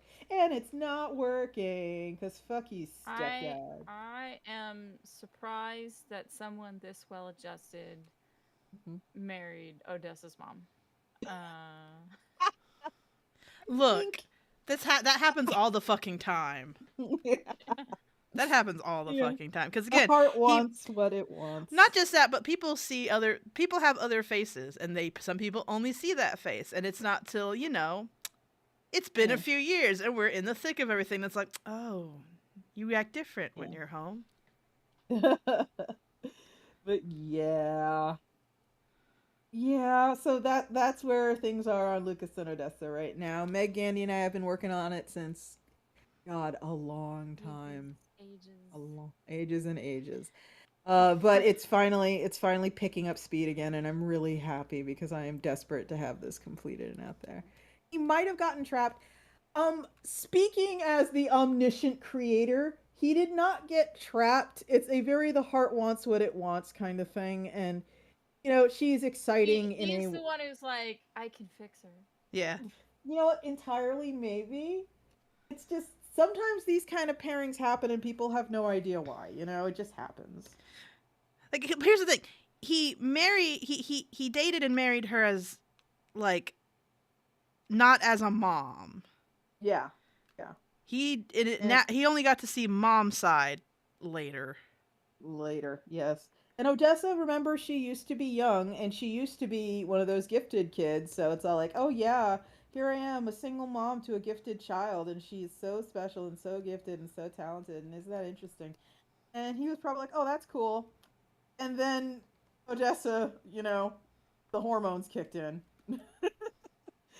And just There's also the the fact sound of tires. he's been with her mom for a while too, so he's got to Yeah, see her. yeah. He got to see Odessa in a different place. Exactly. Odessa she still had, hair to her ass and was going to ballet like 5 times a week So at that when they point, got it seemed married. like the shitty mom behavior was actually good. Yeah, exactly. I mean, it's And clearly working. Look at her. keep in mind, she probably wasn't calling her daughter like a little fucking bitch all that much when she was like 7 or 8. But nowadays, the thing is, she was doing it at least a little because it's just, Sorry. quipping, it completely bounces off of her now. Like, there are people out there who, if their mother called them a bitch, they'd be fucking devastated. Like, they'd never get over it. And it just is like, that's all you fucking got. And Oh god. you can tell she's kind of used to it. So I finally got to see my new psych today after months away, and that was great. But it was extremely funny. There were a bunch of exchanges where like she'd ask me a question, I'd answer, and she'd be like, okay, and then I'd answer like, but it did happen this way, and then she'd start furiously typing, and I'm like, why are you furiously typing all that? Why are you furiously typing? Why? Yeah. And obviously that's not my business to know. But another thing was we were talking about how the previous psych that I hated kept insisting that I have bipolar disorder, and so we were asking lots of questions, and in the nicest way possible, the psych was like, okay, so here's the thing that the previous psych was honing in on as like mania. It's only mania when it happens sometimes. If you're that way all the time, that's just how you are. And I paused and I was like, wait a second, what did you just say about me? So it was very funny. I had one of those, oh, okay. It's like, no, you're just like that. That's just your personality. That's not a diagnosable condition. You're just like that. I'm like, oh, okay. I'm just in that gear all the time, apparently. All that typing means you're getting a good grade in therapy. Yay! I got a good grade. No, Odessa is applying herself. It did go very well, though. I'm not going to go into too many details, but I'm good. I'm glad you found someone you meshed with. It didn't feel like I was in hell. Like it did with the last one. Oh, the fucking last one. Yeah. Honestly, I was so mad. I don't actually remember everything that happened. Like, I have like 3 friends who I I got home and I talked to about it, how horrible it was. They remember more. Like, didn't they do this and this? I'm like, oh yeah, you're right. Because I was, when you're just so mad you can't commit things to memory. That's where I was. So I don't even remember half the thing that psych said. So I have friends who are like, oh yeah, no, remember she said this and this and that. And like, oh fuck, you're right. Shit. Yeah. So yeah, no, it went well. You know what my favorite thing about writing mad people is? there is this thing that can happen to people's brains when they get extremely angry. And if you don't believe me, you can go and like right now there are multiple YouTube channels where their whole thing is just posting police cam video. So you can see this in real time happening to real people. Where people who when they get really this isn't people rather, this is like humans. When humans get angry enough, the literal higher order parts of their brains actually shut down. And you can tell when this is happening, when they are literally becoming unreasonable, as in they can no longer be reasoned with, because they start repeating the same sentence over and over and over. And it's like that is when you know, okay, there is now no use in talking to this person in a literal sense. There is no use in talking to you because your brain is now off. And that is fascinating to see that happen. I don't think I've ever been that angry. It definitely happens to people though, because it's like no, I believe it. It's more I just sort of tilted my head back and was listening and thinking, and I was like, I don't think I've ever been that angry. Like if you're watching two dudes fight or something, and one of them just starts saying like literally over and over, like he's chanting, like, "You want to go? You want to fucking go? You want to fucking go? You want to fucking go?" Like that, like just over and over. Oh, and over. I It's thought like, that was just. Wow, you are. I thought that was just part of peacocking. But people don't just say That's that. the bird call. Like if a really common thing is when people are getting arrested, they'll say things like what did I do over and over, or I didn't do anything. Like they'll say it 10 times in a row. I just think that's like, heightened emotions in general.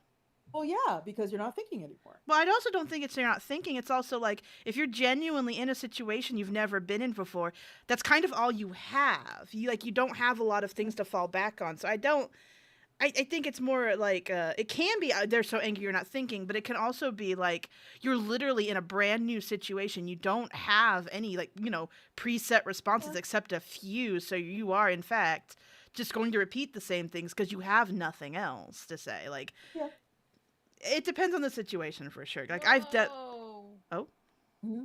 Akira Toriyama just died. Oh. No! Oh my God, are you serious? It was posted 12 minutes ago on Gizmodo. Dang. Oh no! Oh my God, no. That's awful! I am going. Okay. Dragon Ball creator. He was only 68. Oh my God! Why do mangakas die so young? What the fuck? They're overworked. That's why. So I'm maybe my perception is weird. I always get weird when people say that just because like. Maybe that's just my family. Most people die at that age. And I'm like, is that unusual? It's Japan, though. And? I mean, not to, like, talk about stereotypes, but they're, like, some pretty long-lived people in general. Just we're talking statistically. Yeah, but there's long-lived people here, too. I mean, but I don't know. Maybe I just have... My family has warped my idea of, like, what is life expectancy. The average Japanese person dies at, like, 85. Average. Yeah. I need to stop talking. I clearly have no good perspective about this. You should have had at least 10 more years is all I'm saying. This is... Oh, God. That sucks. But you know what? In a way, at least he got to live to see his shit take over Earth.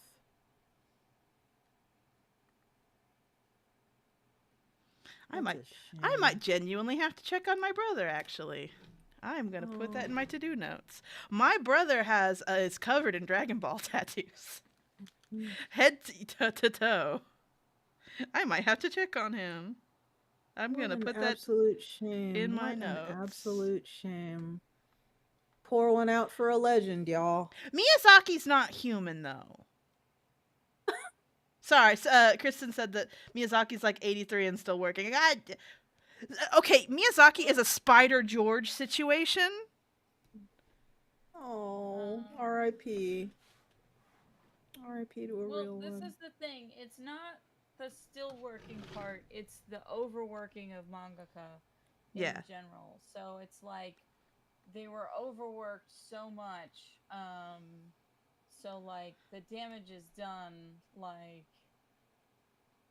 early in their careers. I will also say I might be keeping this conversation light because if we dwell on it, I'm going to go to bad places. Okay, fair enough. Kind of related to what we talked about before the show. I I'm intentionally being a little flippant because if we dwell here too long, I will not be able to keep talking. That's a shame, though.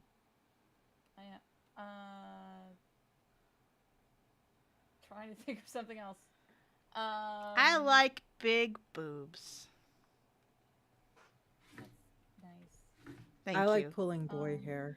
Anyway. I regret. Let's talk about death and the inevitability of it. I regret. It's okay for you to be a pervert, but if it's me. Yes. That's my line in the sand. I can be a pervert and Spike can't. At Emerald City. Speaking of like spoilers getting people to watch media, we watched Sorry to Bother You. Because that's a movie where I was also like, oh well, I'll watch this eventually, and then I learned the big spoiler, and was like, well, now I have to see it immediately right now. And that's a great movie, and everyone should watch it. It's ridiculously funny, and has a good message, which is kill billionaires.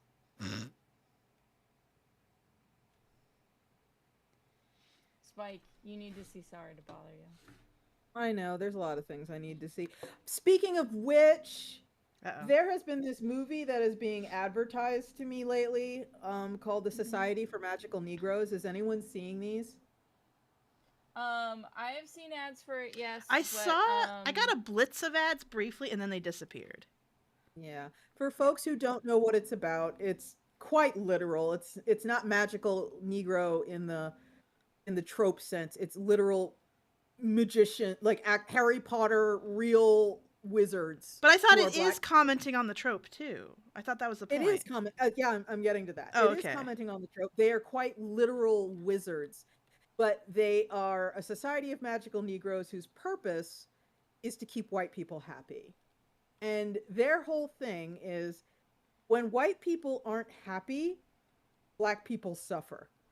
So at the end of the day, they keep white people as comfortable and oblivious and untroubled as they possibly can through magical means, as a means of preserving black people from being killed. So it's positing that the reason the magical Negro trope exists is this organization is like, this white person's in trouble. Someone go help them. This white person who has it in their power to make a lot of black people very unhappy is in trouble. Yes. So it's like, imagine if a senator or a millionaire or somebody like that is having a hard time. Suddenly he'll get a new butler that knows just what to say and do. I rented, but haven't watched it yet, American Fiction. And that was one where I saw the trailers, and it definitely looks funny. It looks at least interesting, and also kind of funny. So that's on my to watch list right now.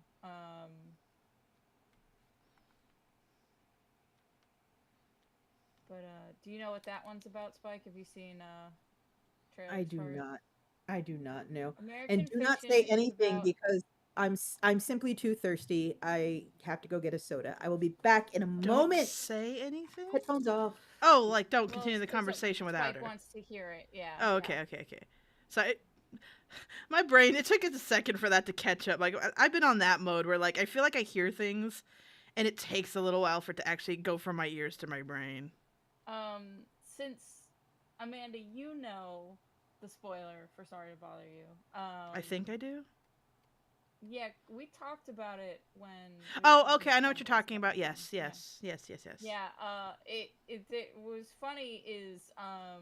we talked about how, like, that was part of our discussion about how, like, some people, like, don't want to hear spoilers, but for me and you, like, a spoiler can be what pushes us over the edge to make us go, actually. I'm glad that when I said the spoiler, everyone in the room was like, well, now I have to see it. What's great is when the white billionaire is pitching the main character on his idea. The whole movie, there is horse shit, like, all over the billionaire's house. Like, he has horse sculptures. There's a photo of him, like, on a reared up horse. Like, the dude fucking loves horses. So when he explains his plan, he spends a lot of energy being like, it's not weird. I swear it's not weird. And it's like, no, this guy is just a furry with the money to make his dreams come true.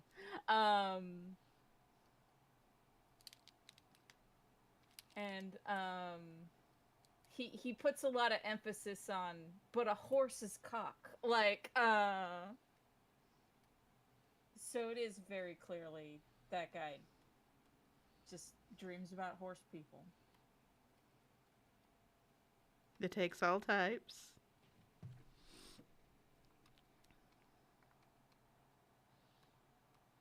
It takes all types. I've returned. Ah! You're so loud. Hi, Spike. Hi. You're back. Are we talking about Boardwalk Empire? No. We're the guy who stars in American Fiction is Jeffrey Wright, who was in Boardwalk Empire. I loved Boardwalk Empire. So I know you do. That's a good show. There's a guy in there with half a face, and he was hot. So Jeffrey Wright in American Fiction plays a black writer who no one is picking up his books. Are you about to ruin American Fiction for me? This is what's in the trailer. So Okay.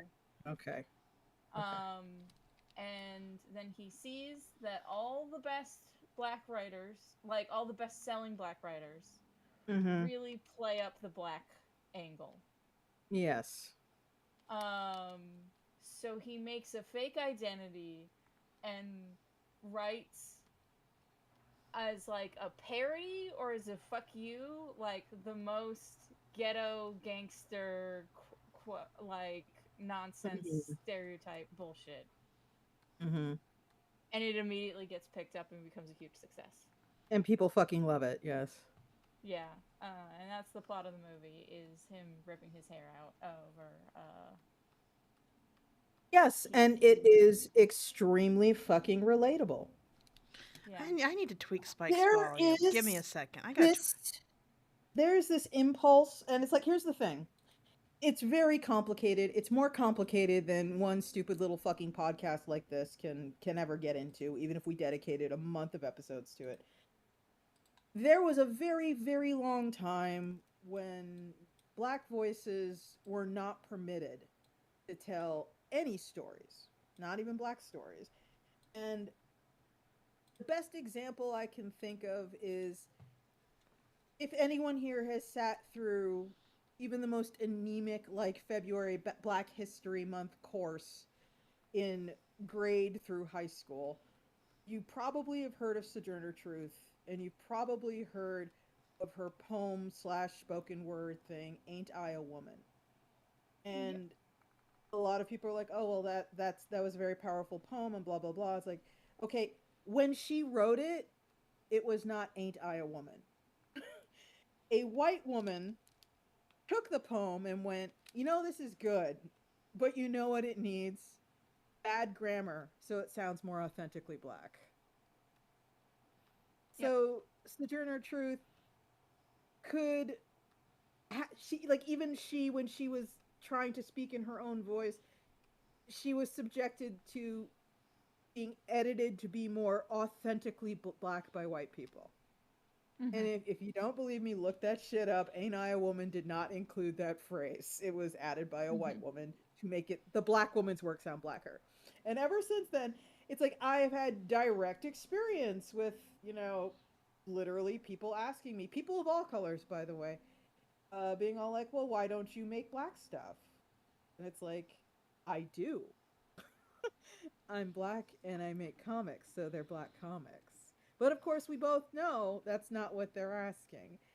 And they're kind of, in a way, from certain segments, not from everyone, but from enough people, that a movie like American Fiction can get made, and every black person who is in a creative industry sees it and immediately lets out an That agonized scream of familiarity. that makes me Yeah. think of a podcast that's been on my radar, and I haven't listened to it yet, but it's been on my radar. I think it's called Black People Love Paramore. Mm-hmm.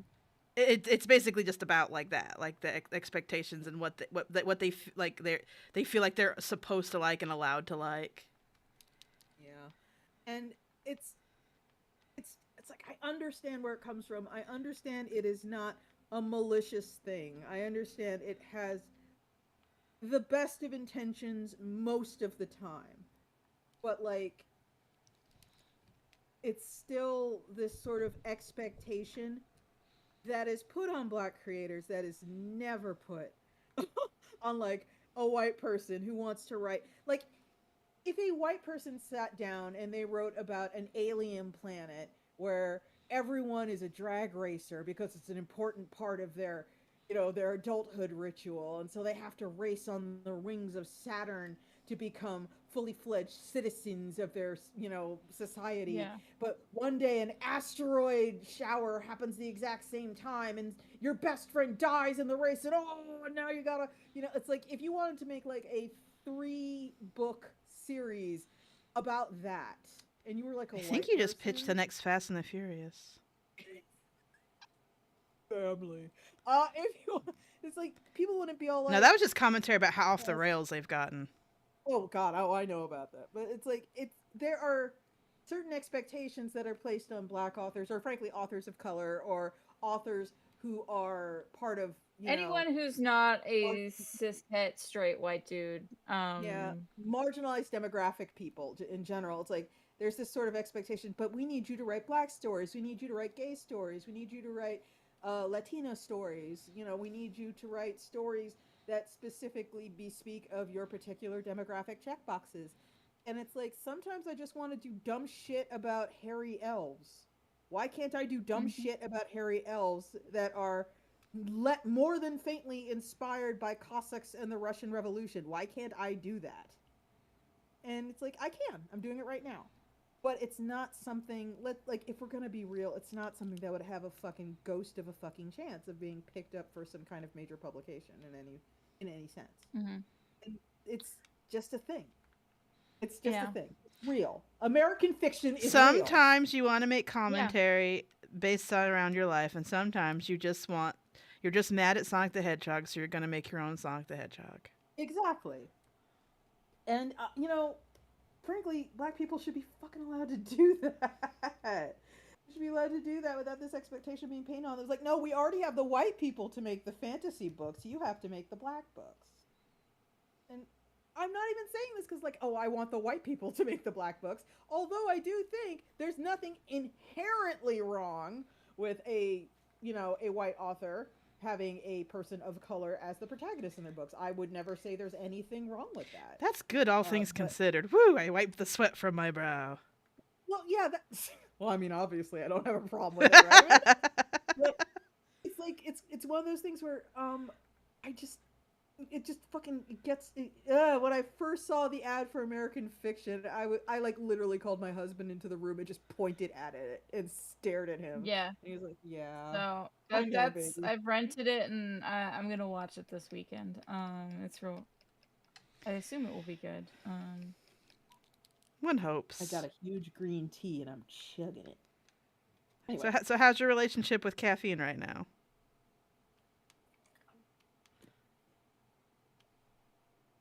A thing about me, which I've mentioned before, is I'm really, really good at initiating dependency, and I'm really, really bad at maintaining addiction. So I have had like 6 cups of coffee in the past 2 days because it helps me be productive and it helps me feel great. But are you gonna make popsicles to shove up your butt? Oh yeah. Oh, we had the whole boofing caffeine discussion, by the way, in the Iron Circus fucking Slack. We talked about boofing caffeine because we're just so professional. I saw a thing on Tumblr that was screenshots of a Reddit post where a guy was like, "I like to turn my Monster Energy drinks into popsicles," does anyone know if that makes the caffeine less effective? Because I need the caffeine. And people were like, well, freezing caffeine shouldn't make it less effective. And then someone's like, you know what will make it really more effective is if you shove these popsicles up your butt. And he was like, I'll do that and report back. Oh And he did. no. Oh He no. did just that. And so I read that and I posted in the Iron Circus Slack, Spike, this looks like something you would want to read. Yes. Correct. That Because sounds I know like my friend.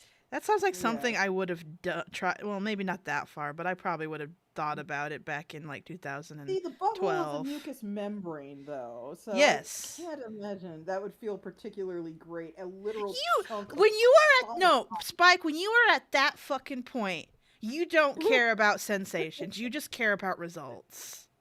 Speaking from Well, experience. He said that the coldness in his butt might have also helped him wake up. Yes, So that I can believe.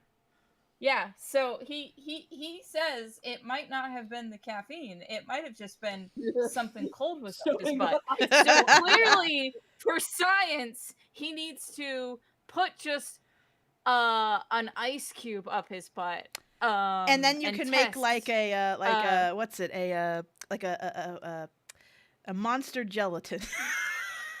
Oh, what he needs to get is Bad Dragon for a little while made that Edward dildo that it glittered in the Goes in the sunlight, but freezer. you're supposed to put it in your freezer so that way it was cold. I mean, well, you can do that with any dildo, really. I think like it held on to the coldness for longer was the point. I see.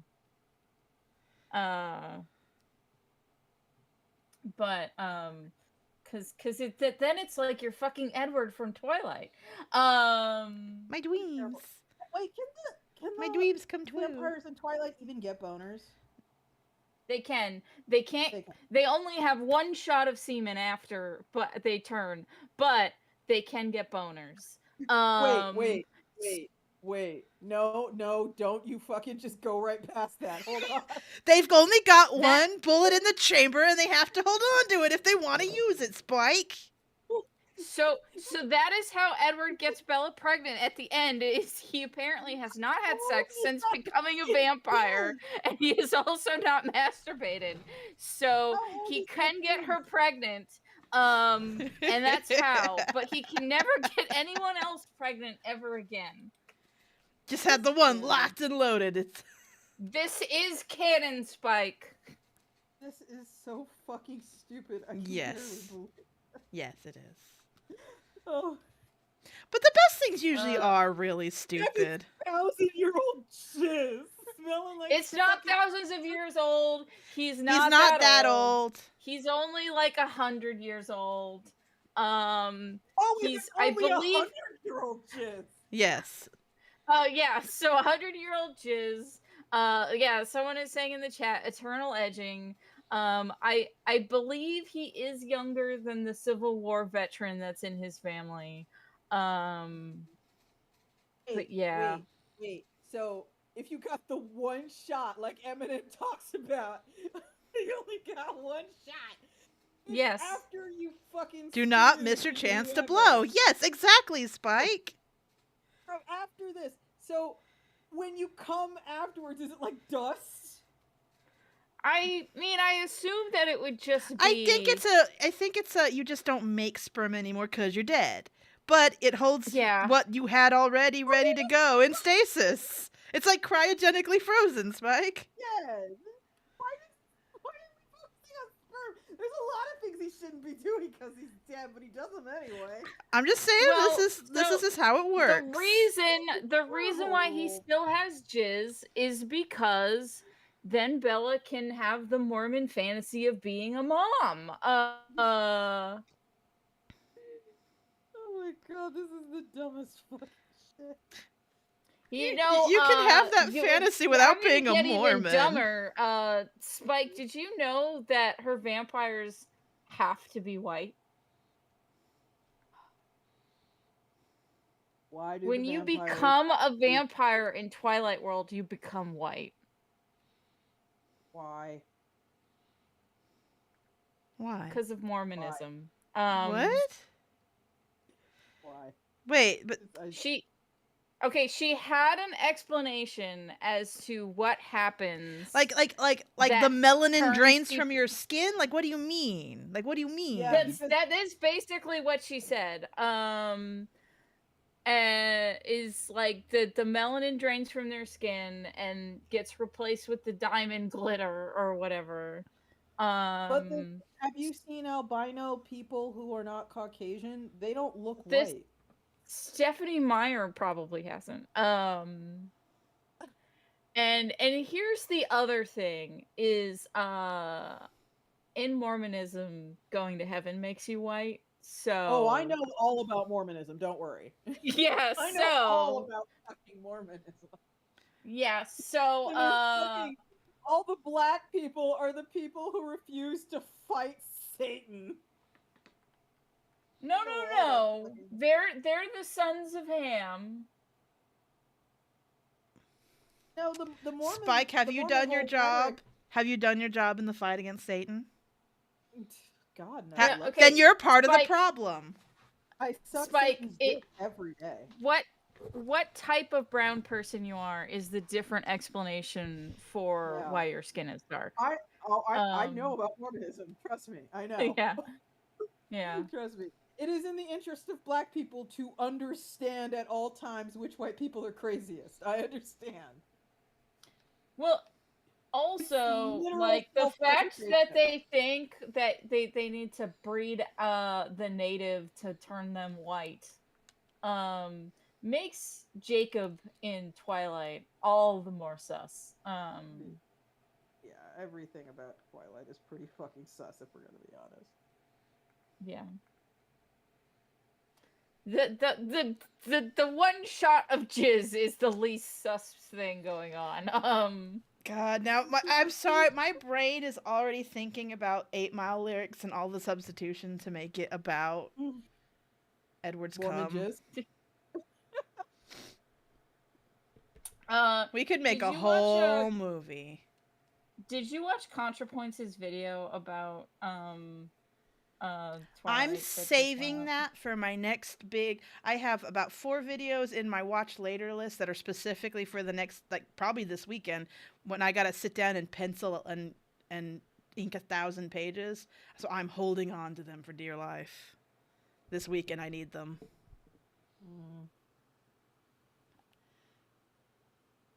Oh, I can't believe I'm literally 2 pages away from finally finishing this fucking chapter.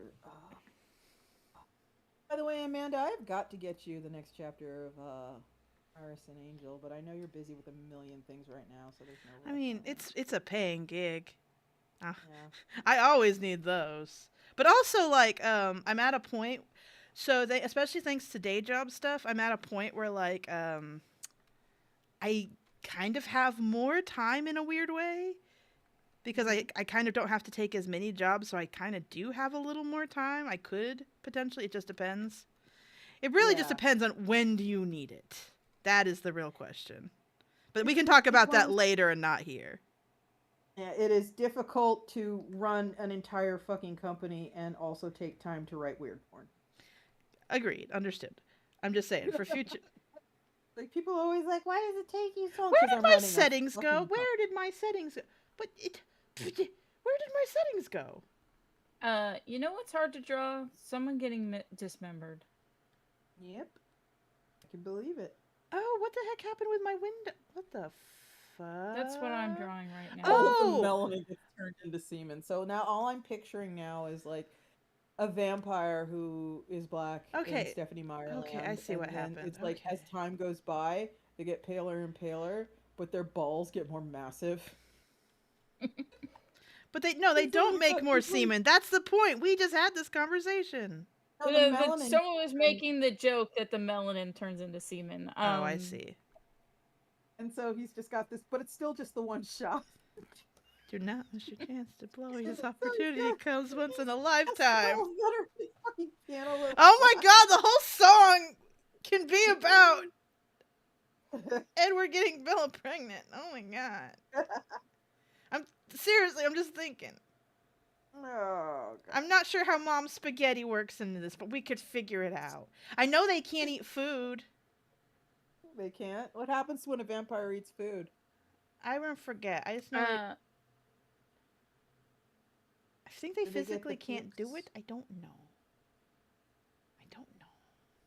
I think they can eat food. They can? because, Yeah. I forget. Here's the thing. I read Twilight once and I'm got gonna really Google fucking this. bored, and I was like, never mind. Can Twilight vampires eat Asking the human hard food? question. Thank you. The hard question. All right. They react badly, but sometimes they need to do it to blend in with humans. Okay. So they just get a tummy ache later. Okay, so Aw, vomit on a so sleeve, Mom's spaghetti can work. We can keep it. Okay. Okay, I'm just workshopping here, making sure we can get this going.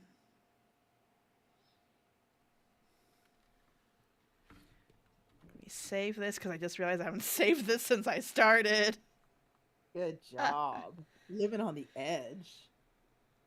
God, I'm clearly enjoying myself because I don't think I should have put this much detail into these. These are pencils. I don't think I should have detailed them this much, but here we are. I'm just having a good time, so it is too I know late. the feeling. I haven't drawn in a long ass time. It's good to be back. I missed you while you were in they hell. barf it up later. Cavorting with They Satan. just barf it up later. They're all bulimic. Cavorting with Satan.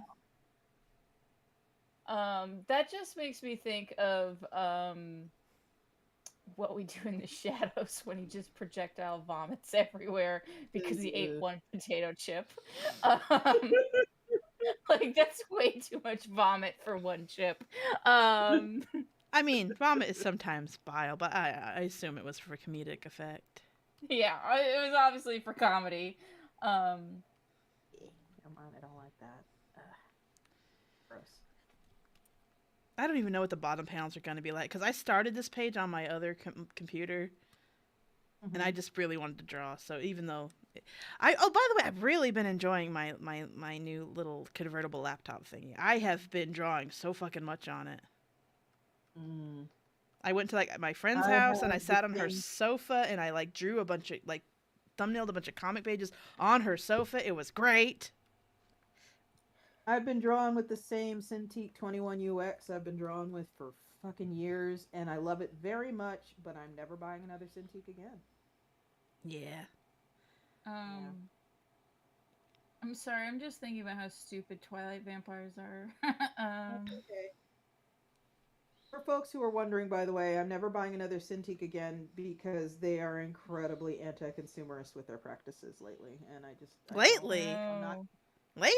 last few years. Last like 10 years? Yeah. Well, my Cintiq is older than that. It's way older than that, so. I'm just saying.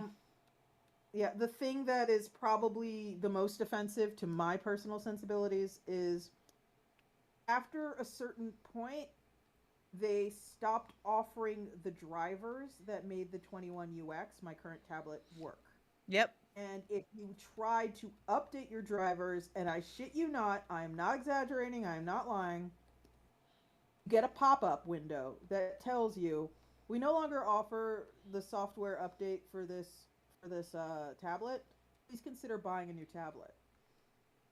And it's like, how fucking dare you? How dare you, literally say, no, you're done with this. Get a new one. It works perfectly fine. I just need drivers. Asshole. How dare you? It's absurd, and it shouldn't be allowed. But there it is. Yeah, that's the model I used to have before my current one, and it was I had to do I had to get European drivers. I found instructions on Reddit because apparently it's not just obviously the 21UX that has issues like this. Cintiq, after a certain age, it will simply not provide drivers for your tablet, which is absolute dickhead territory. There's like no need for that. And the only reason they do it is to try to force you to get a new one. And I'm sure it works. I'm sure it works. And that grosses me out. So when this tablet finally kicks the bucket, which I hope is no time soon, as I can't really afford to replace it, I am definitely getting something else because fuck Cintiq for that. Fuck them. Makes sense. I think I've had my Cintiq Companion 2 for like, uh, God, oh yeah, almost 10 years. Yep, about almost 10 years I got it. Yeah. And it has never worked the way it's supposed to. So it's supposed to be a laptop that can work in two modes. It can be a Cintiq as a graphics tablet for your computer, but also you can unplug it, and then it's a laptop that's standalone, and you're supposed to be able to work on it as a go. It has never worked that way. The battery has never held a charge, so I've only ever used it in the graphics display mode. And that's just how it is. I tried to look into battery replacements for years, even when it was new. And no. Yeah. Cintiq used to be like the absolute A game. It used to be like everyone wanted a Cintiq tablet, and everyone's like, fuck those people. They have burned so much goodwill, it's kind of crazy.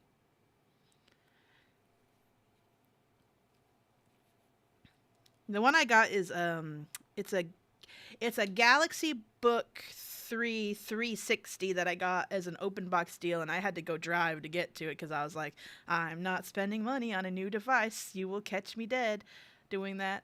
I have a scanner that is getting close to 20 years old and shows absolute no signs of slowing down.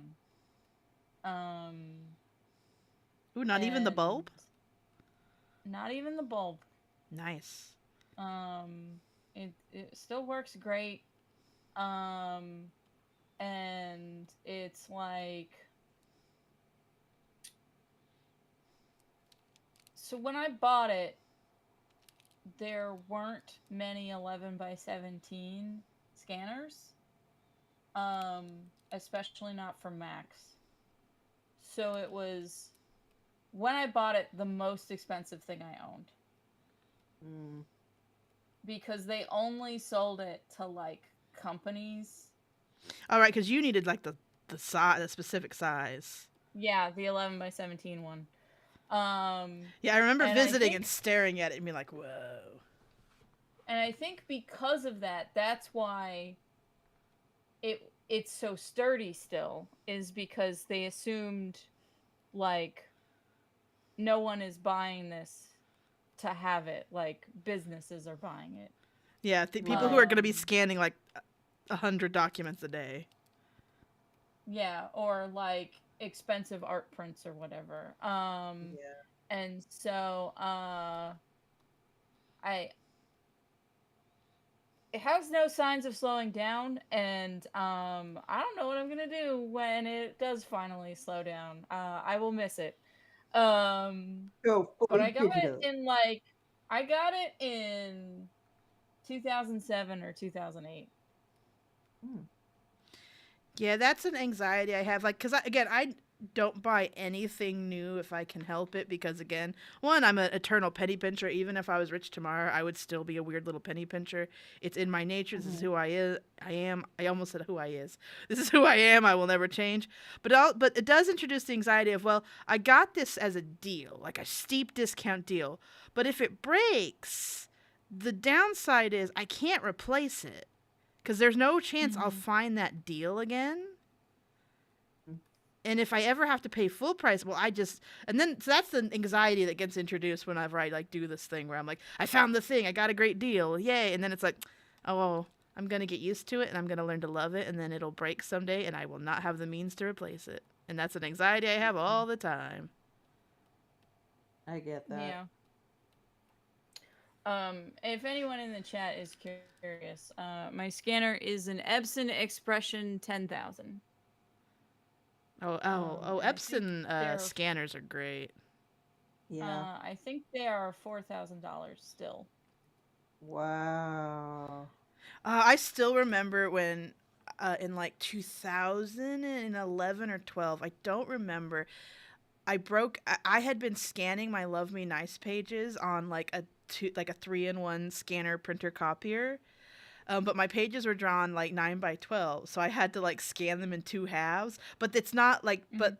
but the scanner has like raised edges, so like there's a curve at the edge, so you couldn't even get the full half. So I was like, I think my first 20 Love Me Nice pages were composites of like multiple scans because the whole page couldn't fit in the printer, and that was half of what took me so long to get a page done, because it was so much of it was editing. And then finally we broke down and we got in like an Epson perfection, like a completely flat dedicated, I think it was like, I think it was almost exactly 9 by 12. And that like was like life changing at the time. Like, oh my God, I don't have to composite my pages. Ah. Yep. That's why I got the big boy. Yeah, you draw huge. Yeah. Even I for as love big it as big. I was drawing, that I still draw really tiny. Like someone was like, "Oh, you should get a bigger Cintiq." Like, no, no, no, no. I actually traded because I wanted a smaller Cintiq, because when I draw on paper, I actually, what is that noise? That was Not my me. phone ringing. Oh, okay. Because even when I drew like traditionally, I still drew really tiny pages because it's just what I like to do. That's what comes naturally to me. I don't like drawing big, and so even on like my Cintiqs, like my Cintiq is like a 13-inch, and I'm happy. I used to have a big one like you got. I think it was the exact same model, and I traded with my buddies, and just paid the difference for this one because it was smaller. And I Yeah. like that. I like having tinier. It just feels more natural. And then the book thing I got is a 13 inches. It's so funny. It's like it's almost the exact same surface. I think this is more about how much technology has come. It's almost the Yeah. exact same screen size, but with no bevel, so it's actually way tinier than my Cintiq. And it's a laptop. It's really good. I really fucking like this thing. I'm actually concerned. I'm like, oh no, I love this thing. And if it breaks, I'll be so sad. Sorry. I'm The thirsty. I'm thirsty. I got a green tea. You should get a green tea. I don't like green tea. Well, that's too bad. It is, I'm sure. Green tea is delicious. I did finish my ravioli. No, speaking of which, ravioli knocked the cup over. No, my mom sometimes sends me Dunkin' Donuts gift cards because I live right next to one. Mm-hmm. And when I told her, it's like, oh, my psych appointment is today. I guess she's still kind of coming to terms with like, mental health stuff and like what it all means. And like, I guess to her that doesn't sound like just a routine thing you does. It sounds like a big fucking deal. She says, "I'm so sorry. I sent you a Dunkin' card to help you through today." And I was like, No. "Thank you. That was very sweet, but this isn't that kind of thing. I'm fine. Aw. This is like going to get your oil change. It's not that big a deal." I do appreciate it though, and I did get a giant coffee. My mom's one of those people like, I don't believe in the whole love languages thing. I think that's stupid, but but what I say is my mom's love language is buying people things. So it's like I've finally learned to just let her do it. Don't fight her. Just let her do it. It makes her happy. Yeah. Cuz it's me. You've seen how I am. If people try to buy me shit, I like become Yeah. a ghost and I make it very hard on them. Yes. Like me and some of my local friends, they are also discovering how hard it is to buy me things. So like one of them had to basically make it like a Christmas present. Like she cornered me. She's like, my Christmas present to you is that I'm buying you like 10 free meals. That is my Aw. present, and if you don't let me do it, you're like not accepting my present." And I was like, "Okay." You're a bad person if you don't let me feed you. Basically, Yeah. because it's, again, my local friends have also been learning it is impossible to give me things. Because I will like, I can sense it. I can sense it coming, and I'm like, I'm gonna leave. Goodbye. Oh, see, I'm the opposite of you, Amanda. I want you to give me things randomly, but if it is Uh-huh. Christmas or my birthday, I do not want that. Do not give it to me. Yeah, I'm a gigantic Aggressive. piece of shit because I have had I've had a public Amazon wish list for over a decade. And I don't really talk about it very much anymore, but because it's there and it has been there, people know it's there. And when my birthday comes around, every once in a blue moon, something will show up from that Amazon wish list on my birthday. And I'll have no idea who sent it. And part of me's like, oh shit, you got to make sure that you skeet about this or you tweet about this to make sure, because, someone who did this, they probably follow you on social media. So you should make sure they know that you got it and appreciate it. And then I never do, because I'm a piece of shit. Well, I mean, people don't expect that either. And, like, frankly, like, when I, like, that's actually sometimes why, like, gifts, like, I will actually outright say, like, hey, this is a gift, don't talk about it. Because, I don't know, it feels weird to talk about I don't know. I just feel I just bad assume people because, don't want you like, to talk a about week will it. go by, and I'm all like, oh, it's too late now. I'm a bad person. Someone, like, has clearly known me for a while, and they gave me this nice present. And they thought of me when they. Well, I mean, you absolutely did can not you have you to. can write the Amazon thank yous. I could. You could, yeah, just do it. Ugh. They give I'm you a a little bad person, QR so I code to can't. scan, and then you send a thank you. I should, yeah. Though you've bought me Anyway. things and just wrote butts on the gift card Oh. thingy. Yes. And good to do that. Is it? No. Here. But sometimes, like, no. What that rules? No. You just write butts. Yeah. You don't like butts? I thought you liked butts. I don't like butts being the only message, because sometimes it hasn't been like a birthday or a holiday and you've sent me something and I've been like, why did you send it? You just wrote butts. You need to tell me why you gave me a thing. I don't gotta do nothing. You to do. feel like You a need guy. to, because otherwise, like, if I go, like, no, I don't like. Then again, you probably do this on purpose because you know it sends me into like a weird little panic. Because, like, no, you need to tell me why. Why? What did I do? Etc. What did I do to? It's the perfect all-purpose word. It's perfect for every occasion. No, it's a good word. I just wish you'd say more words. Nah, I can say butts like 3 or 4 times. I just want you to justify your actions to me. Fucking never. Okay, that's fair. Never will I ever justify anything That's I do fair. to anyone. Never. I think my other problem is, to this day, I have deep anxieties about gifts being transactional and not being able to reciprocate, and that's like Anyone who it makes sends me into like, transactional sucks. oh, I know that, and I know that my friends and stuff don't consider them gifts transactional, but it's still in my brain. It's still there, and I have panics about I will never be able to pay this back. That's one of the reasons I don't like gifts, because a part of me goes, how much did they spend? Oh my God, I will never be able to buy them a gift of this type to reciprocate. That's where I end up. I get in panics of like, or I like, what can I do? Well, I could make them something, but I don't have time to make anything. I just end up in a panic, and that's why I don't like gifts, because I feel like I frequently can't reciprocate, and it makes me feel like human trash. Stop. You are fine. Here is the page I just finished. Comics are dumb, though. Please gaze upon it. Comics are bad. Comics are dumb. Let's see. They're Give for me a dumb second, babies. because this is going to make no Spike's. one likes comics. This is going to make especially not Spike's me. thing disappear.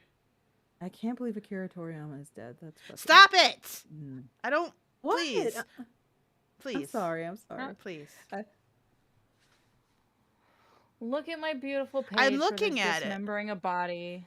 Oh. As one does. I see. I wasn't paying attention. In the very first panel, I thought it was like a log. And then I saw the other panels. I was like, oh, no, that is a leg.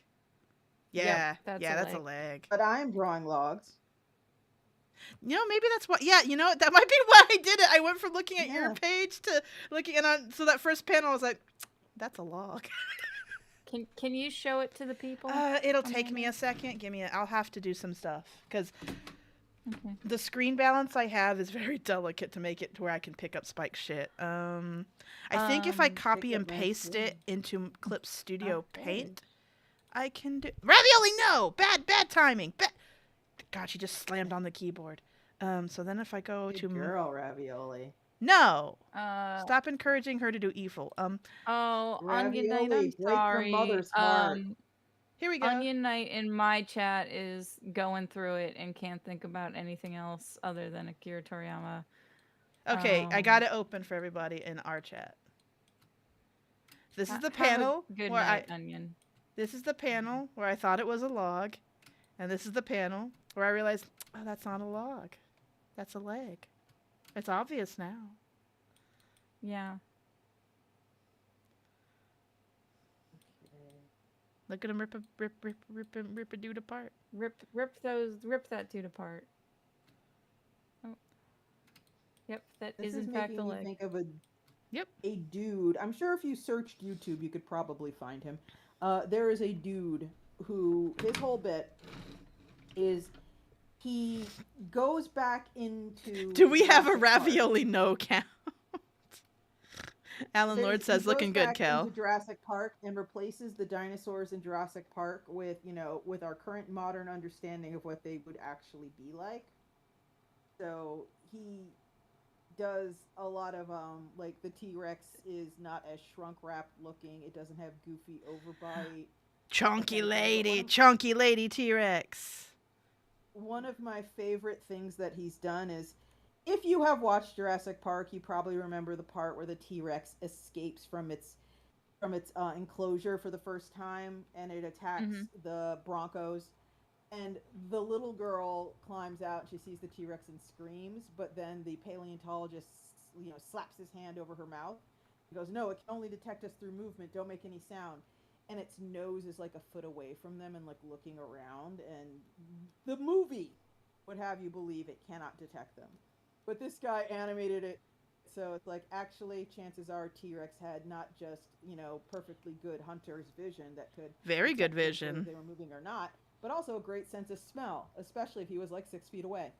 And so he animated in that moment the T-Rex just like chomping down on the paleontologist and the little girl and shaking them like a little dog. Good. It was great. He ate them both at the same time. Good. And just for contrast, he also did when the velociraptors were chasing the 2 kids in the kitchen.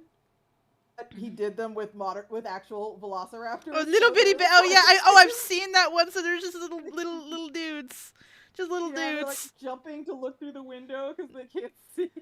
They can't reach. Cute. I've seen that one for sure. Yeah, very cute. In fact, I think I'm the one who shared that one with you. I think. Maybe. I want to tell everybody watching that I have a Kickstarter going on right now. Ooh. For my comic Murky Water, which is the 4th book in my City Between series. And you should all go back it. Series? It's about gay werewolves in the future. Okay. And Murky Water in particular is about a dude drowned in his apartment, and the 2 detectives investigating very quickly figure out who did it, but because the murder weapon is magic water, it's the conflict is not who done it, it's how do we prove that they did it.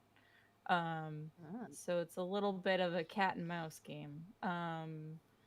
And each City Between story stands on its own. You can read them in any order. The first one, Fame and Misfortune, is about a werewolf bodyguard protecting a spoiled celebrity.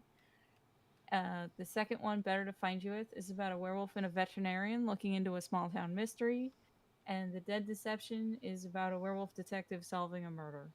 And the one I'm drawing now is not about werewolves, it's about vampires in this futuristic city. And it's about a newbie vampire who is trying to figure out what memories that they have are theirs and which ones belong to people they ate.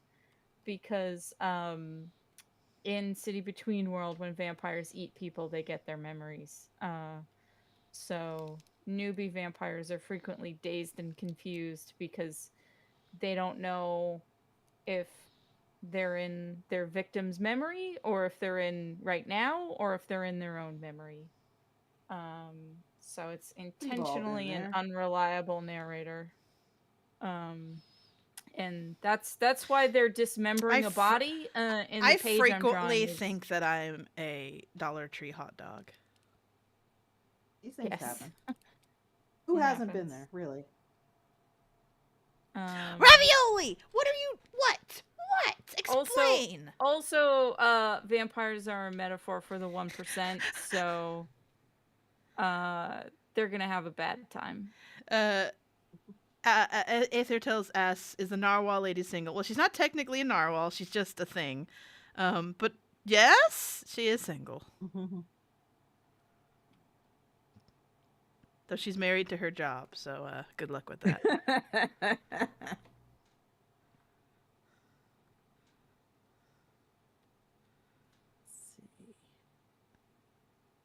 Her and her sister, who appear later in the comic, or in this chapter actually, are kind of meant to be.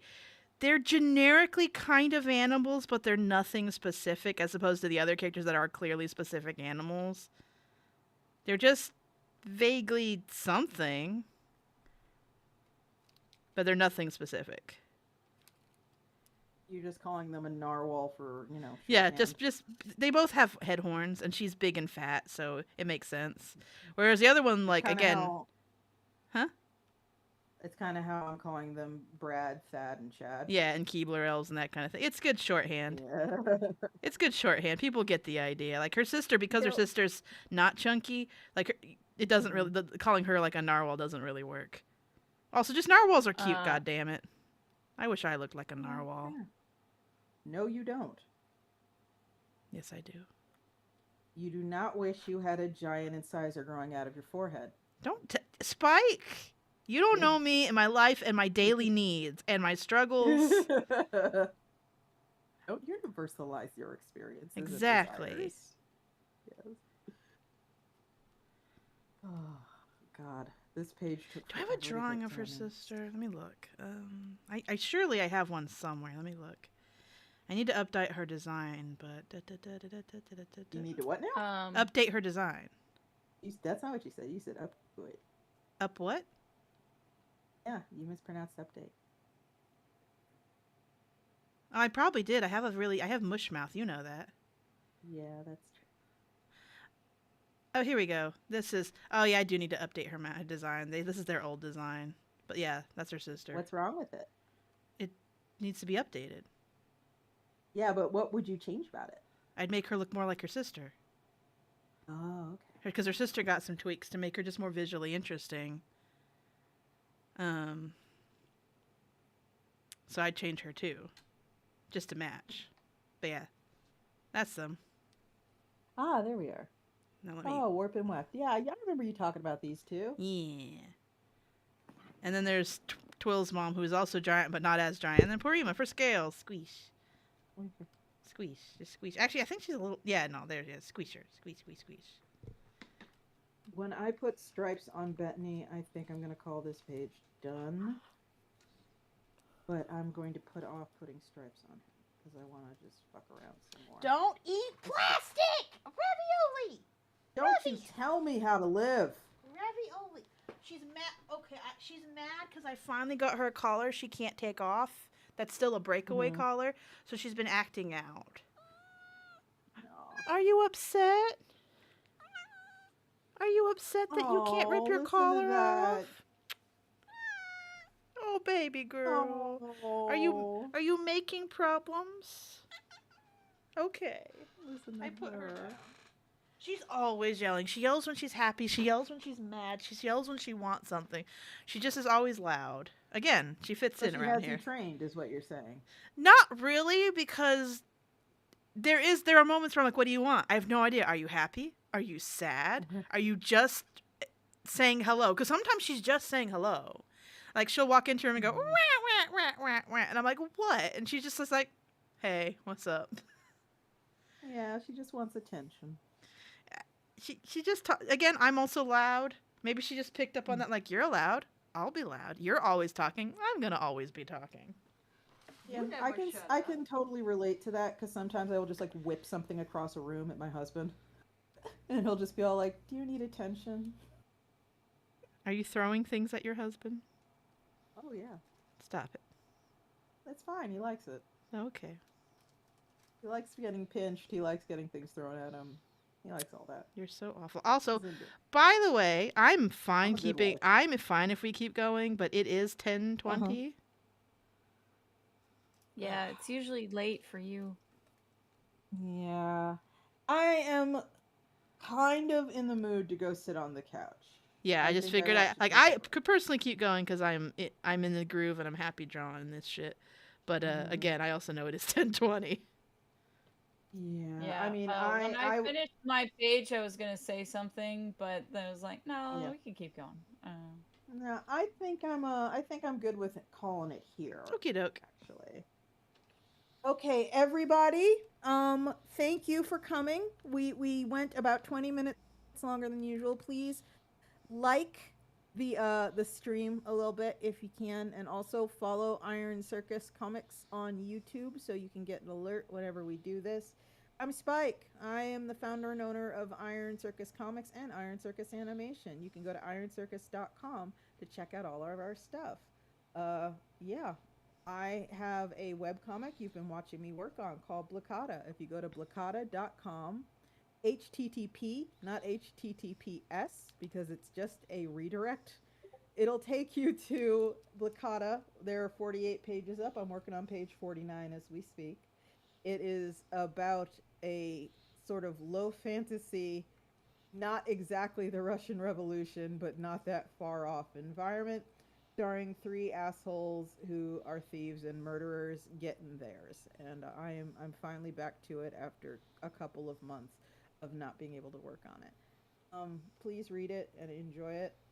Please also follow me on Blue Sky. I'm Iron Spike, all one word there. And I'm constantly posting comics and commentary and smartassery. Is that what we're calling? I'm Kel. I make comics about gay werewolves. You can read it at kelmcdonald.com. Like I said, I have a Kickstarter. Please go back it. I dropped a link in the chat. And I hate social media, but I am on it. It's all linked on my website. Oh, so you Kel, can did just you find drop it a through link there. in the YouTube chat? The YouTube chat? You can't. Yes. You need to give me the link. Nobody can post links in our chat. Okay. Then there Give me you the go, link. Amanda. Post that in the chat. Yeah, I turned it off just to keep spammers and weirdos away. Okay. Kel's Kickstarter. There we go. Give me your money. Subtle. There, I posted it. All right. Cool. Thank you, everyone. Oh, okay. All right. Sorry. That's fine. No, I'm chopped liver. It's fine. Oh, I didn't know you hadn't gone. Go for it. Yeah, I know you don't pay attention to me. No, I have nothing to promote at the moment. I'm just right now. I'm mostly just to catch you up with me. I just finally have been finding my work balance between my day job where I'm an escape room game master and I've been really enjoying it, but I'm only in the last week or so finally getting everything balanced so I can be productive again. So I just haven't had much to promote. But yeah, I yell a lot on Blue Sky. I'm AmandaLafrene.com on Blue Sky, and that's where you're going to find most of me. And if I promote anything, that's where it's going to be. And it links to my website, which is a hub that links to all my shit right now until I redesign my website. So yeah, that's my shit. Oh, promote Ravioli. Ravioli is an orange cat whose gotchaversary is coming up in a month. So I guess I have to celebrate. That's it. Goodbye. Thank you for coming, everyone.